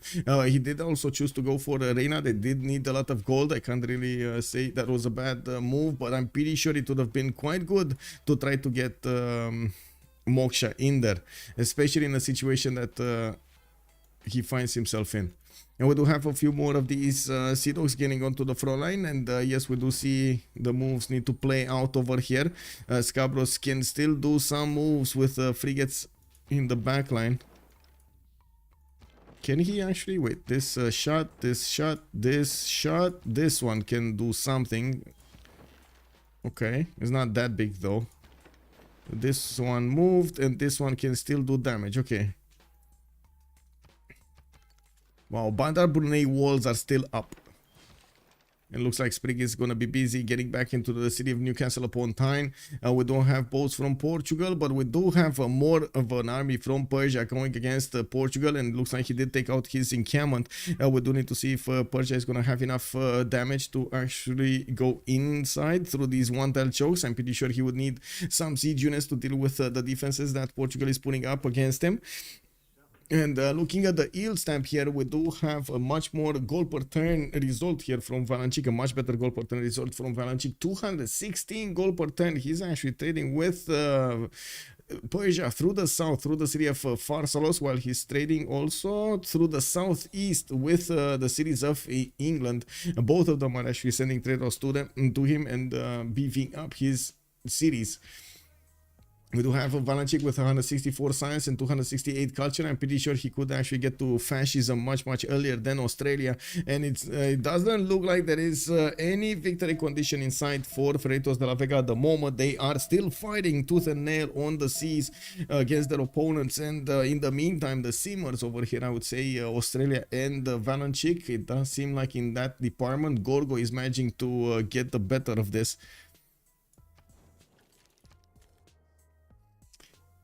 If you build it, you will die. Yes, basically, what is the Venetian arsenal curse? Yeah, if you build it, you die. Well, he did build it, and he is getting quite a few boats out, and now I do see that he did manage to take out one of the caravels of his opponent. And was that a frigate or a caravel? Anyway, it was too fast. Now we do have him trading boats against England for quite some time, and by the looks of it, oh, Ooh, nice catch from the Sea Dog of Scabrous, managing to capture one of the caravels of Babylon here. And another one. Lol. Anyway. Okay, how fast he can build boats? Frigates in 1, caravels in 3. Oh, let's see Dormuti. Dormuti does seem like it's a little bit more productive, and I would imagine Babylon should one turn here. I'm just imagining. I don't know if that's true. Imagine is 2 turning frigates, okay. And I do see England. We got Scabrous still getting his Sea Dogs, producing a new wave of caravels. I would imagine he already has Merchant Republic with the press gangs card. There we go, professional army and press gangs. And he did turn on Wieselbanken. We do have also Valanchik still keeping his advantage when it comes to the production. 289 points for production versus Titiits is 247. Simple Mouse did jump up quite high over Pompey's production, 279 and 225, with a much better result in the science and a bit better result in the culture. Not that big of a difference between them. Getting a wave of shipyards is going to help him get more production throughout his empire. And I do see he chose audience chamber with foreign minister over here from the city of Mashhad, continuing to build his factories and getting Petra in the city of Tushpa. Oh my god, this will be a beautiful city. This will be a beautiful city. You know what's missing from this city? Nazca lines. 1 or 2 Nazca lines. That's what's missing. That's it. And everything will be so beautiful. Amazing. It looks like from his, 1600 military, Sprig went down to less than 1,000, while we do have just him on 728. Scabrous is more than 1,000 of his own, and we do have him only with 6 cities, producing as many boats as he possibly can. Actually, taking a look at his city count here, it's not that impressive, and he did not get the opportunity to settle on these islands to put some more down. I would imagine it's very important that each of these boats that he's fighting his opponent not actually die. And saying that and then seeing this is, I don't know, man. The 2 of those boats just died. England, you gotta do something. It looks like Scabrous is getting severely pushed by Bartsake, and he's taking losses over here in the south, while we do have a few more upgraded boats from Sprig also starting to get onto the front line. They're gonna get their wins there. Okay, this is the moment. Let's see. Babylon, how fast can you produce boats? This is 48.5 production. Why put it on delicate arch tile instead of 1 tile further?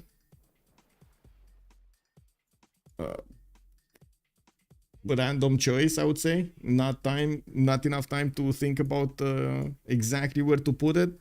Didn't care that much that he took a delicate arch tile.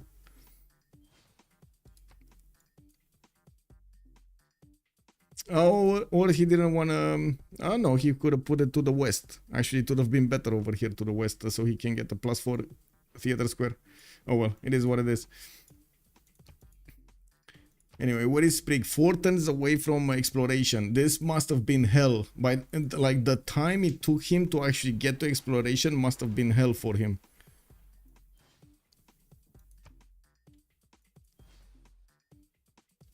Looks like the curse is truly over. Let's see. Yeah, let's see. Because again, Scabrous 200 science, 90 culture. Bartsake only 127. I don't know. Total tab over here tells us quite a story. And it all depends on where Scabrous is going to want to go. Scientific theory in 1, nationalism coming up in 2. And he does have quite a bit of production from these cities. We do need to see how he's going to follow this up. But it kind of looks like ironclads are going to come out soon from Victoria Age of Empire. We should have also a decent amount of coal on each of them. Like Valanchik has coal, Simple Mouse has coal, Scabrous has coal. Okay, another caravel has been captured over here in the last moves. I see Phoenicia did manage to win the choke to the north of Biruta, and now he's gonna go towards the main cities of Sprig. We will probably need to see him reposition his navy here, and Pompey needs to move that now. No, he lost it. When? No. Well, we do have Sprig with the ability to get these boats on the offense or on the defense. I would imagine the defense is gonna be his choice because he does have another one-tile choke that he could get behind, try to get the production going after he gets that elusive exploration. Yeah, getting his terracotta army also from Leeds will allow him to get 1 point of promotions on each of these bows that he has online here, and I would imagine he does want to get some more. He's also recruiting one spy from Sheffield, which is going to need to appear somewhere around here in the cities of Phoenicia if he keeps on fighting him. There still is a major advantage for Scabrous against Babylon and England at the same time because they cannot get those spies in, and he did manage to keep his +3 intel on opponent's movements. He did put a spy in the city of Tutul, while I'm pretty sure he's going to need to get at least another one to try to get some missions and get that to a level 2. We do have a few boats from Phoenicia. Beautiful help over here from Jasdima, right on time to stop any kind of ships from getting through the choke point. We do have new caravels with promotions getting into the lines of their opponents over here of Elizabeth I and Babylon. Oh, he is one-turning caravels from his capital, but he's not one-turning them from his other cities. He did choose to go in Ancestral Hall Intelligence Agency. Probably with Warlord's Throne, he would have been able to one-turn these. Like Durmuti and Malgium would have been able to one-turn. Oh well. Steam Power, one-turn, Dabble is saying. Steam Power. Where is, what? Where is Steam Power? There's no steam power. You see, oh, he wants to get another wave of caravels. And look at him go.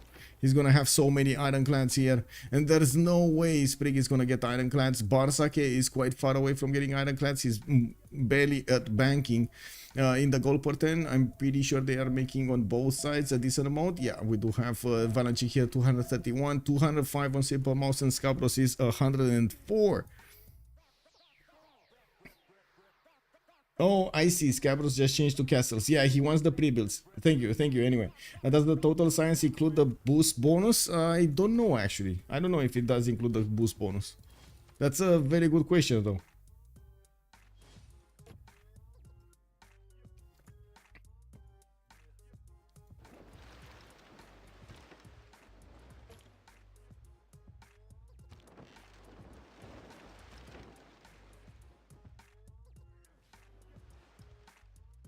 Okay, well, we do have all of the boats of Phoenicia managing to get to the northeast of Byblos, opening up the doorway there and moving a little bit the one-tile choke. I do see in the south we will see a new skirmish between Scabrous and Sprig, but I would imagine he's going to want first to get his ironclads upgraded and then move forward. We do have Scabrous, 110 away steam power. I think he finished. Yeah, he did finish nationalism. So ironclad cores are going to come out of his cities. Let's look at his coal. Rubikson1 has joined the round table.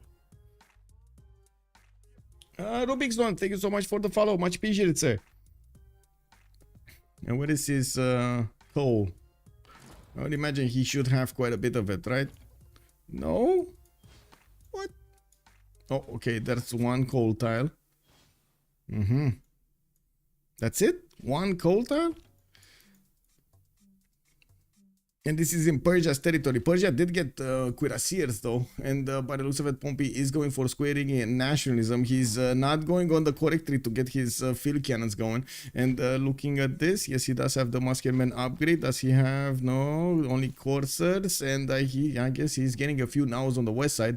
Yeah, trying to also get his production up with the industrial zones. I do want to take a look who's making engineers. Babylon on 4 points, Persia is on 2 points, England on 1, Portugal on 3, Australia on 1. Not a lot of points are being generated here in the great engineer screen. Of course, they have been fighting for so long on the seas, they totally forgot about engineers.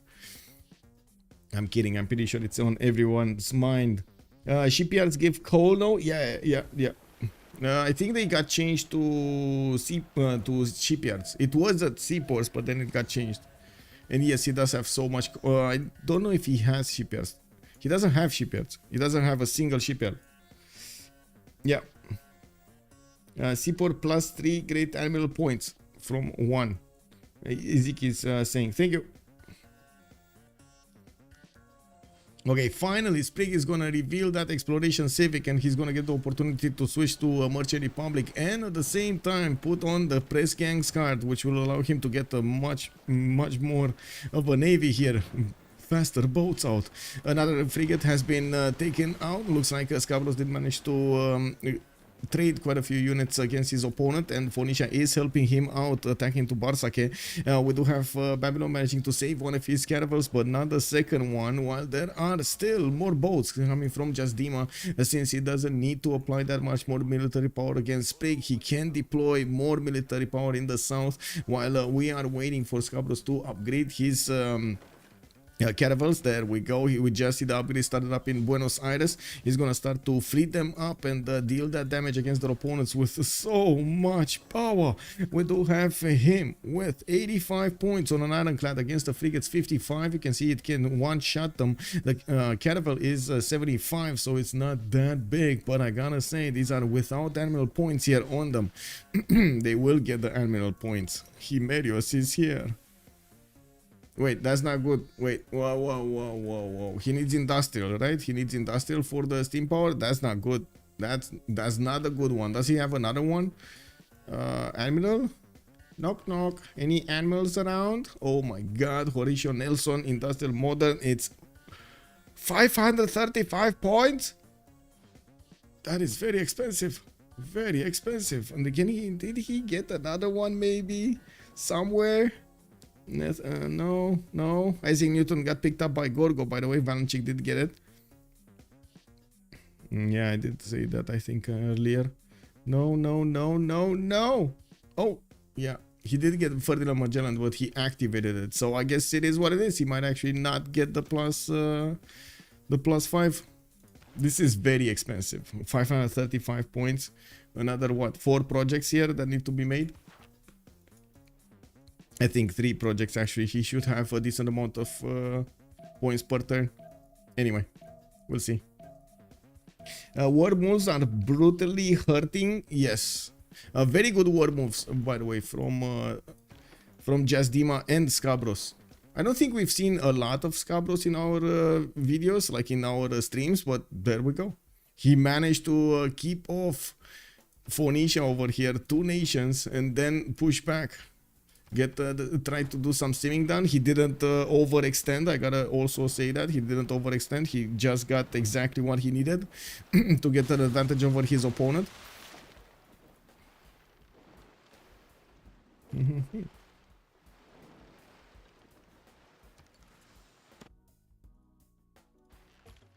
Okay.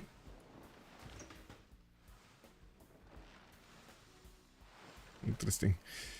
Boats from England are staying in between, right next to Bandar Brunei, which did repair its walls, and there are so many more boats coming up from Scabrous that it kind of looks like the war will tilt very quickly in his favor. We do need to see if Babylon will keep producing boats, and I would assume so. We do see a line of caravels going towards the north, and he still wants to turning them, while in the north, Jasdima is going to manage to get a few pillages off the campuses of his next door neighbor. We do need to see what kind of golden age he's gonna have in the next one. Looks like Sprig is gonna go into a heroic. He's gonna have 65 points. Titiits is also normal age, Pompilidae normal age, Bartsake dark age. Valanchik is gonna be needing another 5 points if he wants to go for a golden age, while a simple mouse is going dark. I see Jasdima is managing. No, he's not actually managing to secure his heroic age. He's 57 out of 66. Scabrous dark age. Actually, wait, Dark Age ironclad fleets. Well, at least Bartsake is getting scientific theory in 1. You know, that you gotta look on the bright side. He might be there. He might be there. Titiits getting steam power in 2. Is he getting stuff here? Not really, is he? Not really. He's not really dedicating his force on the navy, is he? No, just a few boats. I'm pretty sure this is more like for defensive purposes than anything else. And we still have him trying to fight off the Greek army right next to his borders. Athens has been a thorn in his back from the beginning of the game. He's getting his industrial zones down with the aqueducts. And I do see a few more traders getting out. Okay, last moves. Any last movers here? No? No. Okay.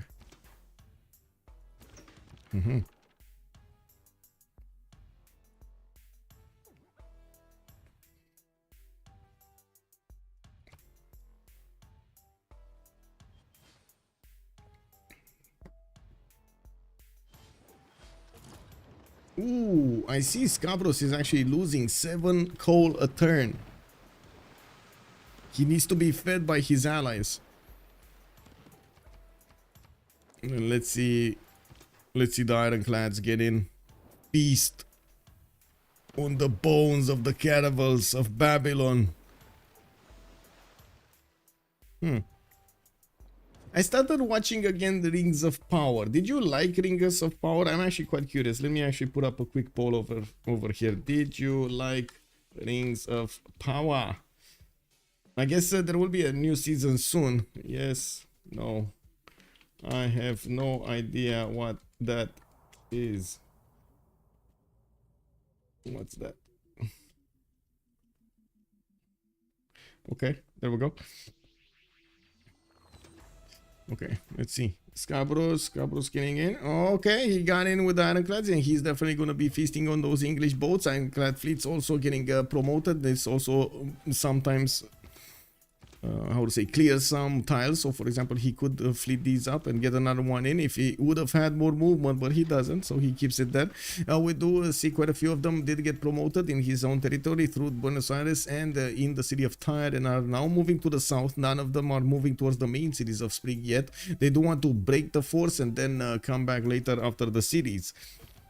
It was interesting. Rings of Power season 2 is in October 2024. Ooh, that's a bit late. Wait, we need to have some sort of season from some sort of series that's coming out soon, right? Because man, I haven't been watching a good series for some time now. I need to rehash all of those older series so I can actually watch something decent.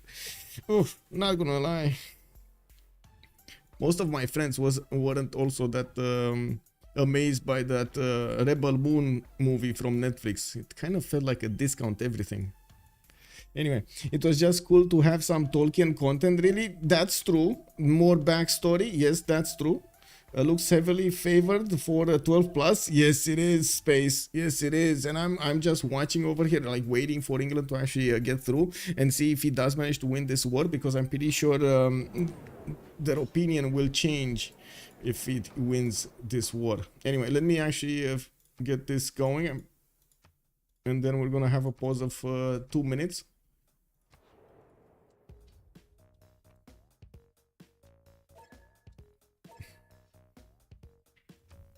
Okay, 2 minutes and we're coming back. I know, super budget, right? Unbelievable. It's like discount everything, you know? A discount foundation. What is this? Bitches don't do them as they did.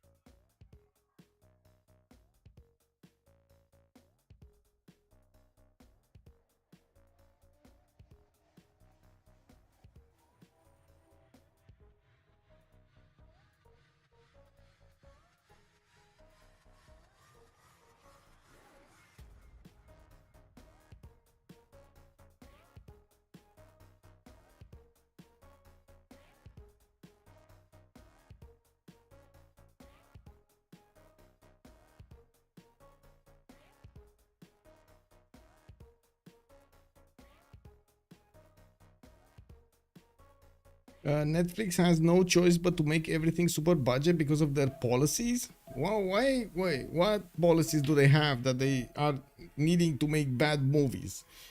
Then wait, why do we want Netflix then? Is that like paying for mediocrity? Because that's kind of how it sounds. Anyway, I guess we'll see. Well, the Congress has finished, and we do have a few first moves here from Scabrous and his next door opponents. Phoenicia did get a caravel in the backline, and I do see there was some culture movement here. Valanchik is 7 out of 47 to get a win, but I would imagine he's not that far off in the tourism. Only 132 at 1077. We do have Scabrous and Ironclad fleets managing to one-shot the caravels of his opponent, and that's without a promotion. Oh, I think Bartsake is in trouble. He's gonna try to get his own steam power, but he's 5 turns out from getting steam power. That's a problem. Okay, well, I do see Valanchik did gain the 2 Diplo points, and I did want to check what did happen over here. Now, Valanchik 6 out of 20, and while we do have on the other side 5 out of 24 Titiits. Okay, well, I think this is becoming a desperate situation. Okay, okay, chat. Chat is very undecided about the Rings of Power, I gotta say. You guys voting... Okay, 7 and 7, yes and no. Okay, that seems like it's a divisive result here. Like a split result, I should say. Whoa, industrialization from Sprig in 2 turns. Okay, well, I do want to ask the big question. Is this gonna be diggers? 8888 has joined the round table. Hey mate, Marta, thank you so much for the follow, sir, and welcome. Is this gonna be diggers? I think it's gonna be diggers, right? We might actually see diggers, guys. Okay, let's go. Diggers. Woo woo. We got some musketmen coming around, musketmen courts, and maybe some crossbows are gonna help here. We do see him also hard building a few more. And come on, let's get the diggers. He's going sanitation here and colonialism in 2. Titiits did manage to get 290 science going with that normal age of his, while Valanchik is on 234 and with 254 culture. We do need to see if Valanchik is going to manage to get to his fascism quickly, because he will definitely need it if the diggers are coming out to fight. Bartsake is a bit too late on getting his steam power going, while his opponent is starting to smash his boats and send them to the bottom of the seas. We do have Scabrous needing to actually take over cities here from Babylon, and also manage to try to take them on the land. Now we do need to see him when he's gonna get his battleships. I would imagine that's his next technological goal. Ballistics finishing up in 1, and I would imagine he's gonna click on that click on steel and refining up next. Okay, oh my god, that was terrible. That was terrible. Like, check this out. 1 boat down, right? No, 1 ironclad got taken down, and then 1 boat from their opponents. Okay, let's see. 2 boats, 3 boats, 4 boats.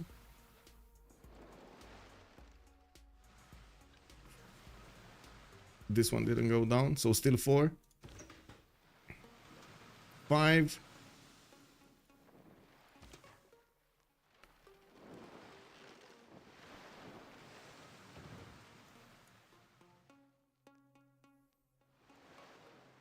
Yeah, I think he's getting to that critical mass number. And it looks like Bartsake is losing his critical mass. Okay, 6. No, wait, sorry, 5. 5 boats have been taken down.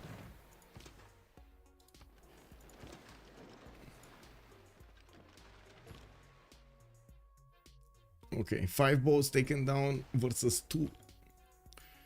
Okay, that's a problem. Those are not really good trades. However, yeah, Petit Pascal, be in your chat. My chat? What? Which chat? Petit Pascal, good evening, sir. There is no replay anymore on your teach. Oh, you can find it on YouTube. You can take a look at YouTube. I always save. Oh my god, I can actually. You can actually take a look over here. Give me a second. I can give you the link. On YouTube, I can actually set up like chapters. You can immediately go to the maps that's going to be played, or the pick and ban phase, like switch to the end screen and so on. And also in the FFAs, I can actually do them like, oh, first player got taken out, second player got taken out, and so on. Give me just a second so I can give you the account here. I'm sorry. I should have actually updated the night bot, but I didn't. So that's my bad. I'm sorry. There we go. Our fearless leader shouldn't be mean.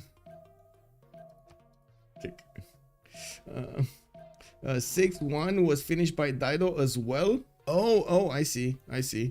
Oh, that's a problem. But I'm pretty sure I saw 2 boats taken down, like 2 ironclads. One of them died here and another one died here. So I think it's 6-2. Draconi. Okay, so in the north, it looks like Phoenicia is punching through Sprig's defenses, and even with the pressing card, we still have Sprig 2 turning these boats. Oh, now he's 1 turning. Oh, never mind. Oh, graphical glitch or something.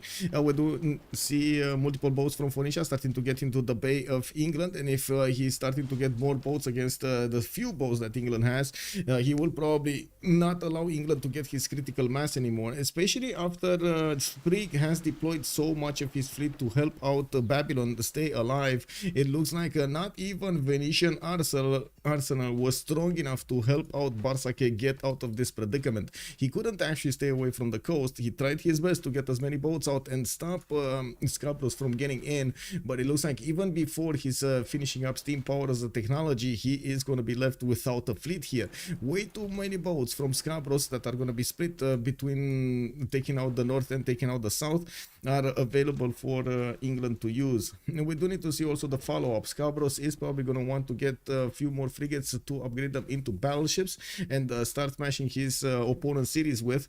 We do have Scabrous here rifling in 2/10, so very, very close to refining. While Sprig is trying to get his Sprig just got his industrialization. We do have Pompey also in scientific theory. Pompey was defending against Persia, and it looks like Persia kind of stopped attacking him that much. Has a few field cannons that he's still taking out some Portuguese boats. While I do notice Simple Mouse is getting a few more cuirassiers and putting down encampments. He is preparing for a tank push against his opponent here by the looks of it. We do have Simple Mouse banking 110, civil engineering in 1, and I do see he's getting also military academies from his built encampments. Beautiful city in Tushpa, got all of those food points on the desert tiles, put up Peridesas over there, and look at that delicate arch. Unbelievable, two 5s. I think GG is coming soon. Yeah, it might be. He means it was not 5. 1 boat was finished by Dido, so 6. Okay, I see. No diggers. Arsenal curse still on. GG for sure.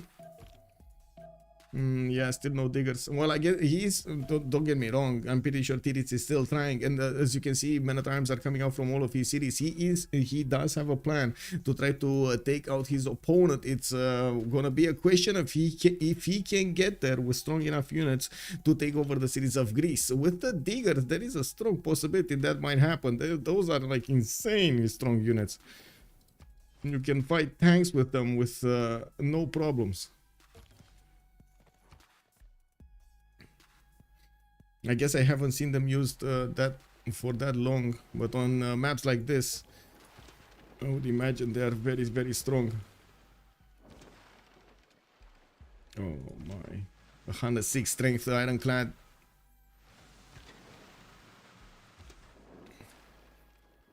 He is also encircling the boats of Babylon, not allowing him to get out of there. If he wants to retreat his boats, you can see he's gonna get zone of control right next to the ironclads, and England is just gonna slowly chew through the remaining ones. They cannot hit the ironclads at all at the moment, the Babylonian units.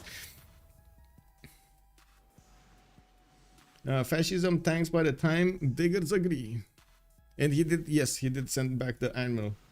It's total job.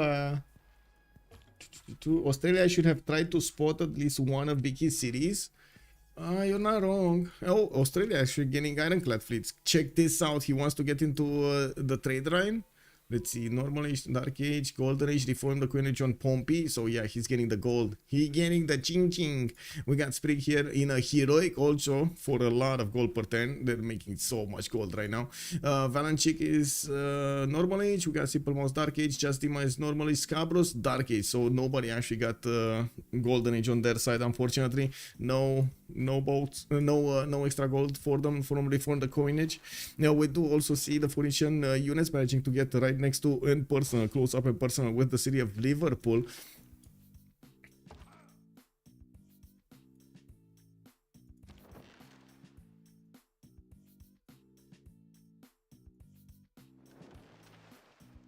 And Portugal did manage to build a few more nows.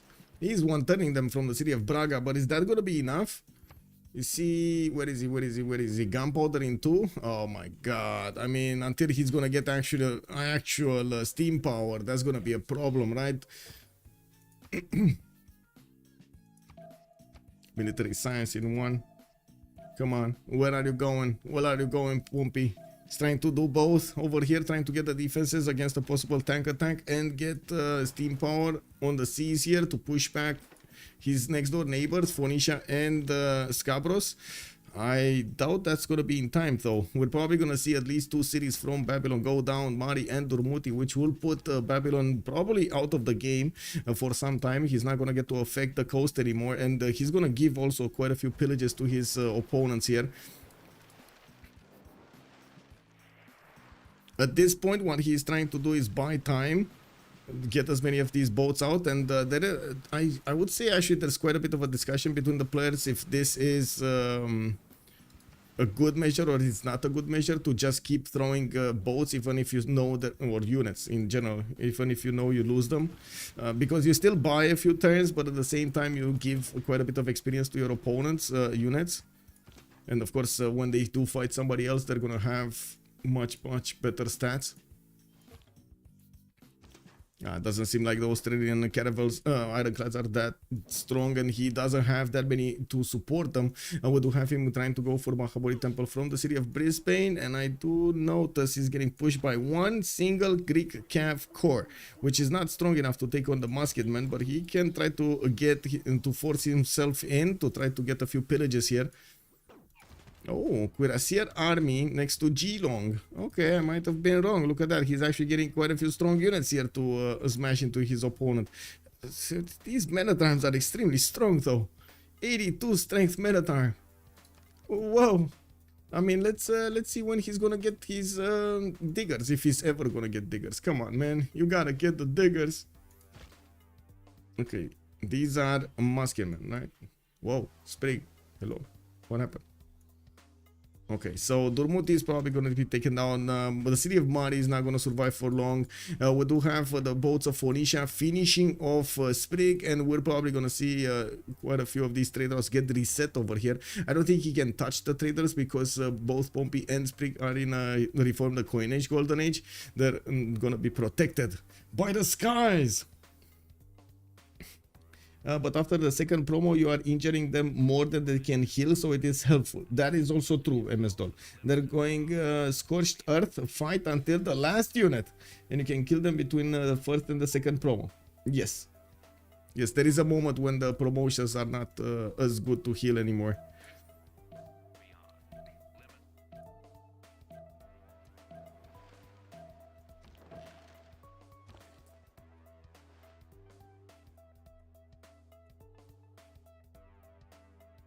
Okay, more production possibilities here on Pompey. He did manage to get a massive fleet going, but he's starting to run out of steam in his cities, and by the looks of it, Persia is knocking on his doorstep, forcing him to pay attention to also this land war. He's getting a few more nows from the north, while Visio is going to also need some form of production capabilities there. We do need to see if Persia is going to be successful in pushing Portugal, because it doesn't look like he has yet artillery, even though I'm pretty sure there on the way, and we got some pre-built bombards coming in. I'm pretty sure we're gonna see artilleries take some shots against Portugal.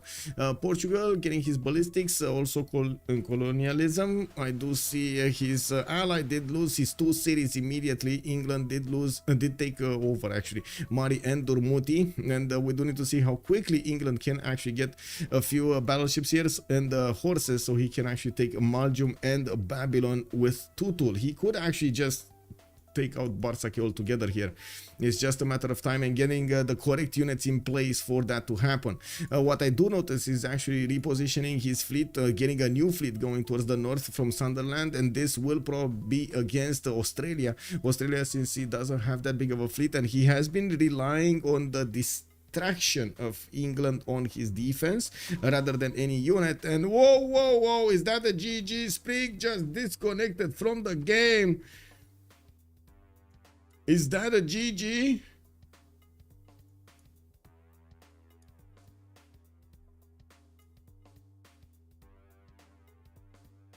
I don't know. I don't know if it's a GG. I don't know. I do not want to call it out, but it might have been just he got his computer problem.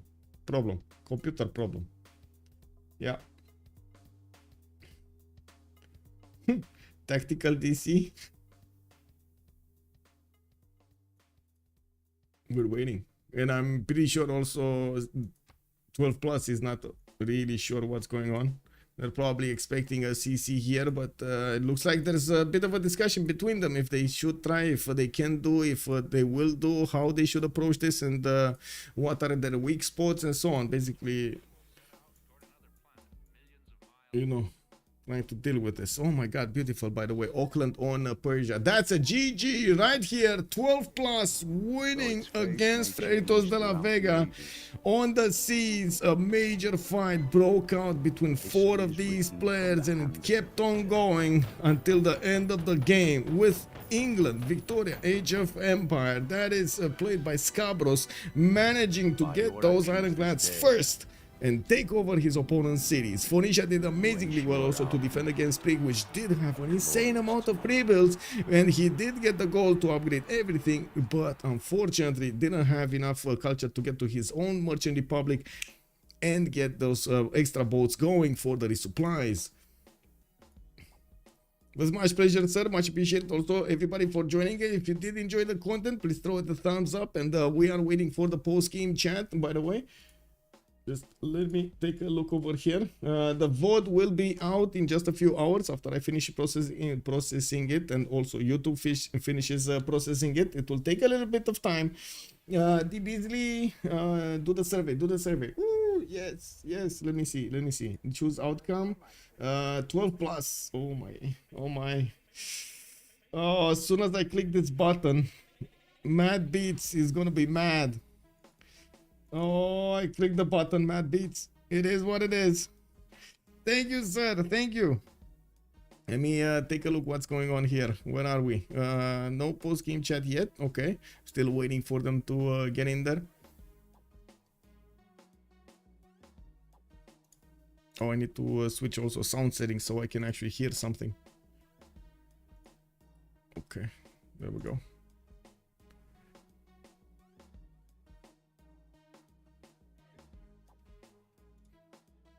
Well, it doesn't look like we're gonna have a post-game chat, guys. It doesn't look like they're moving. So I'm gonna stop it here. Oh no, it's coming. Oh, GG, well played.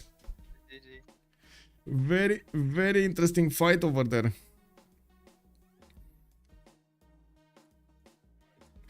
So why didn't you settle more cities? You're confident that you're gonna get the timing on the ironclads like this with only 6? Scabrous, I mean. I don't know. I know I need more cities, but I don't do this. Okay. I mean, it was good. It worked out enough. beautifully. Yeah, it's not enough time for him for new cities. Yeah. I understand that he needs more cities. It's too late. That extra +3 came right on time. And they couldn't scout any of your cities. That was so much advantage over there for you. Yeah, I know. Plus 6 for Viola and Elizabeth.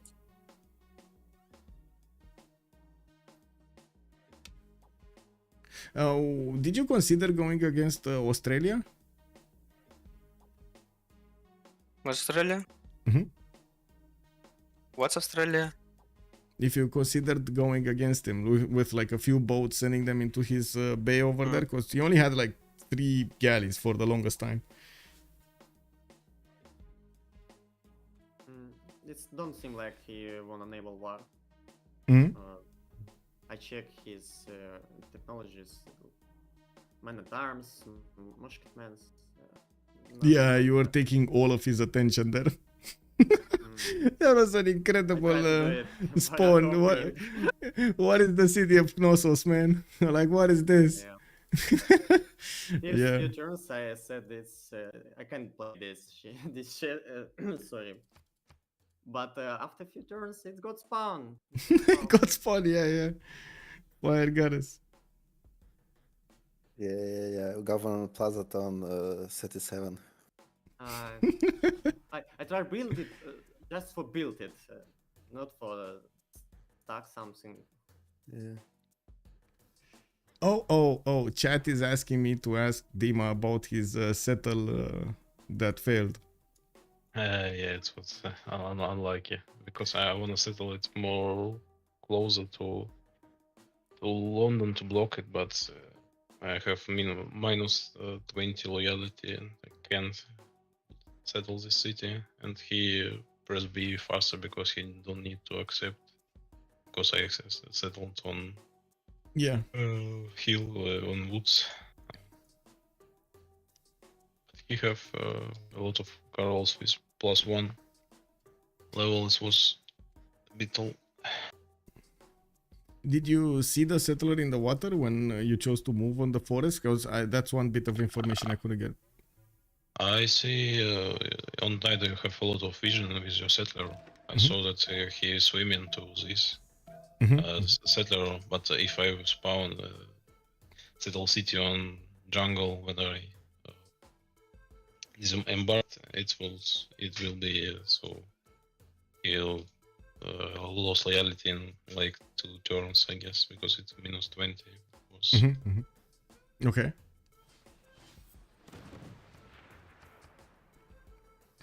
Yeah, that makes sense. Well, still, at some point I thought you're actually gonna lose there, and you got it back. Yeah.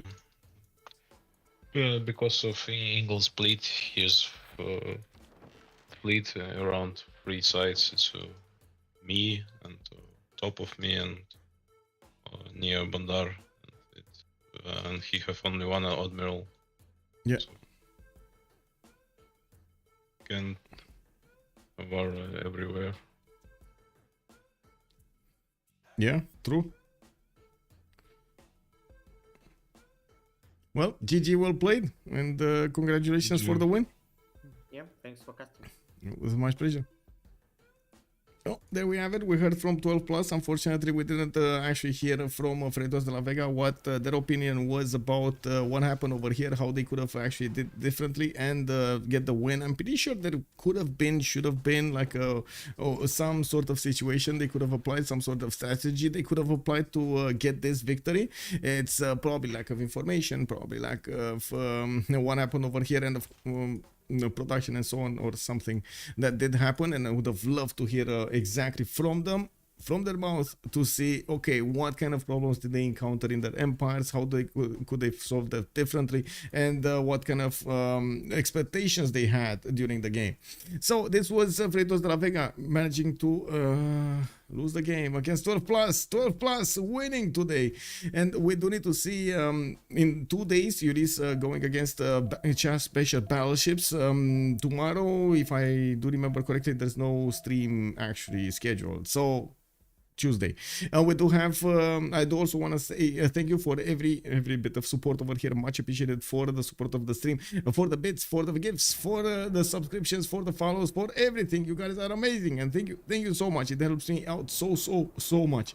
I also want to say, if you have a few minutes, you can take a look at the survey here. I pinned it in both chats, in YouTube and on Twitch. You can take a quick peek over there on the Google form and give me some feedback about what happened in the past year. How do you see the channel? What is your general impression of it? And also in the future, what you would like to see changed. Thank you so much for everything. We're gonna see each other next time. Take a look on Discord, what kind of schedule I have. We got quite a few games in the upcoming week, and we're definitely gonna need to take a look at some Civilization 6 action. Bye.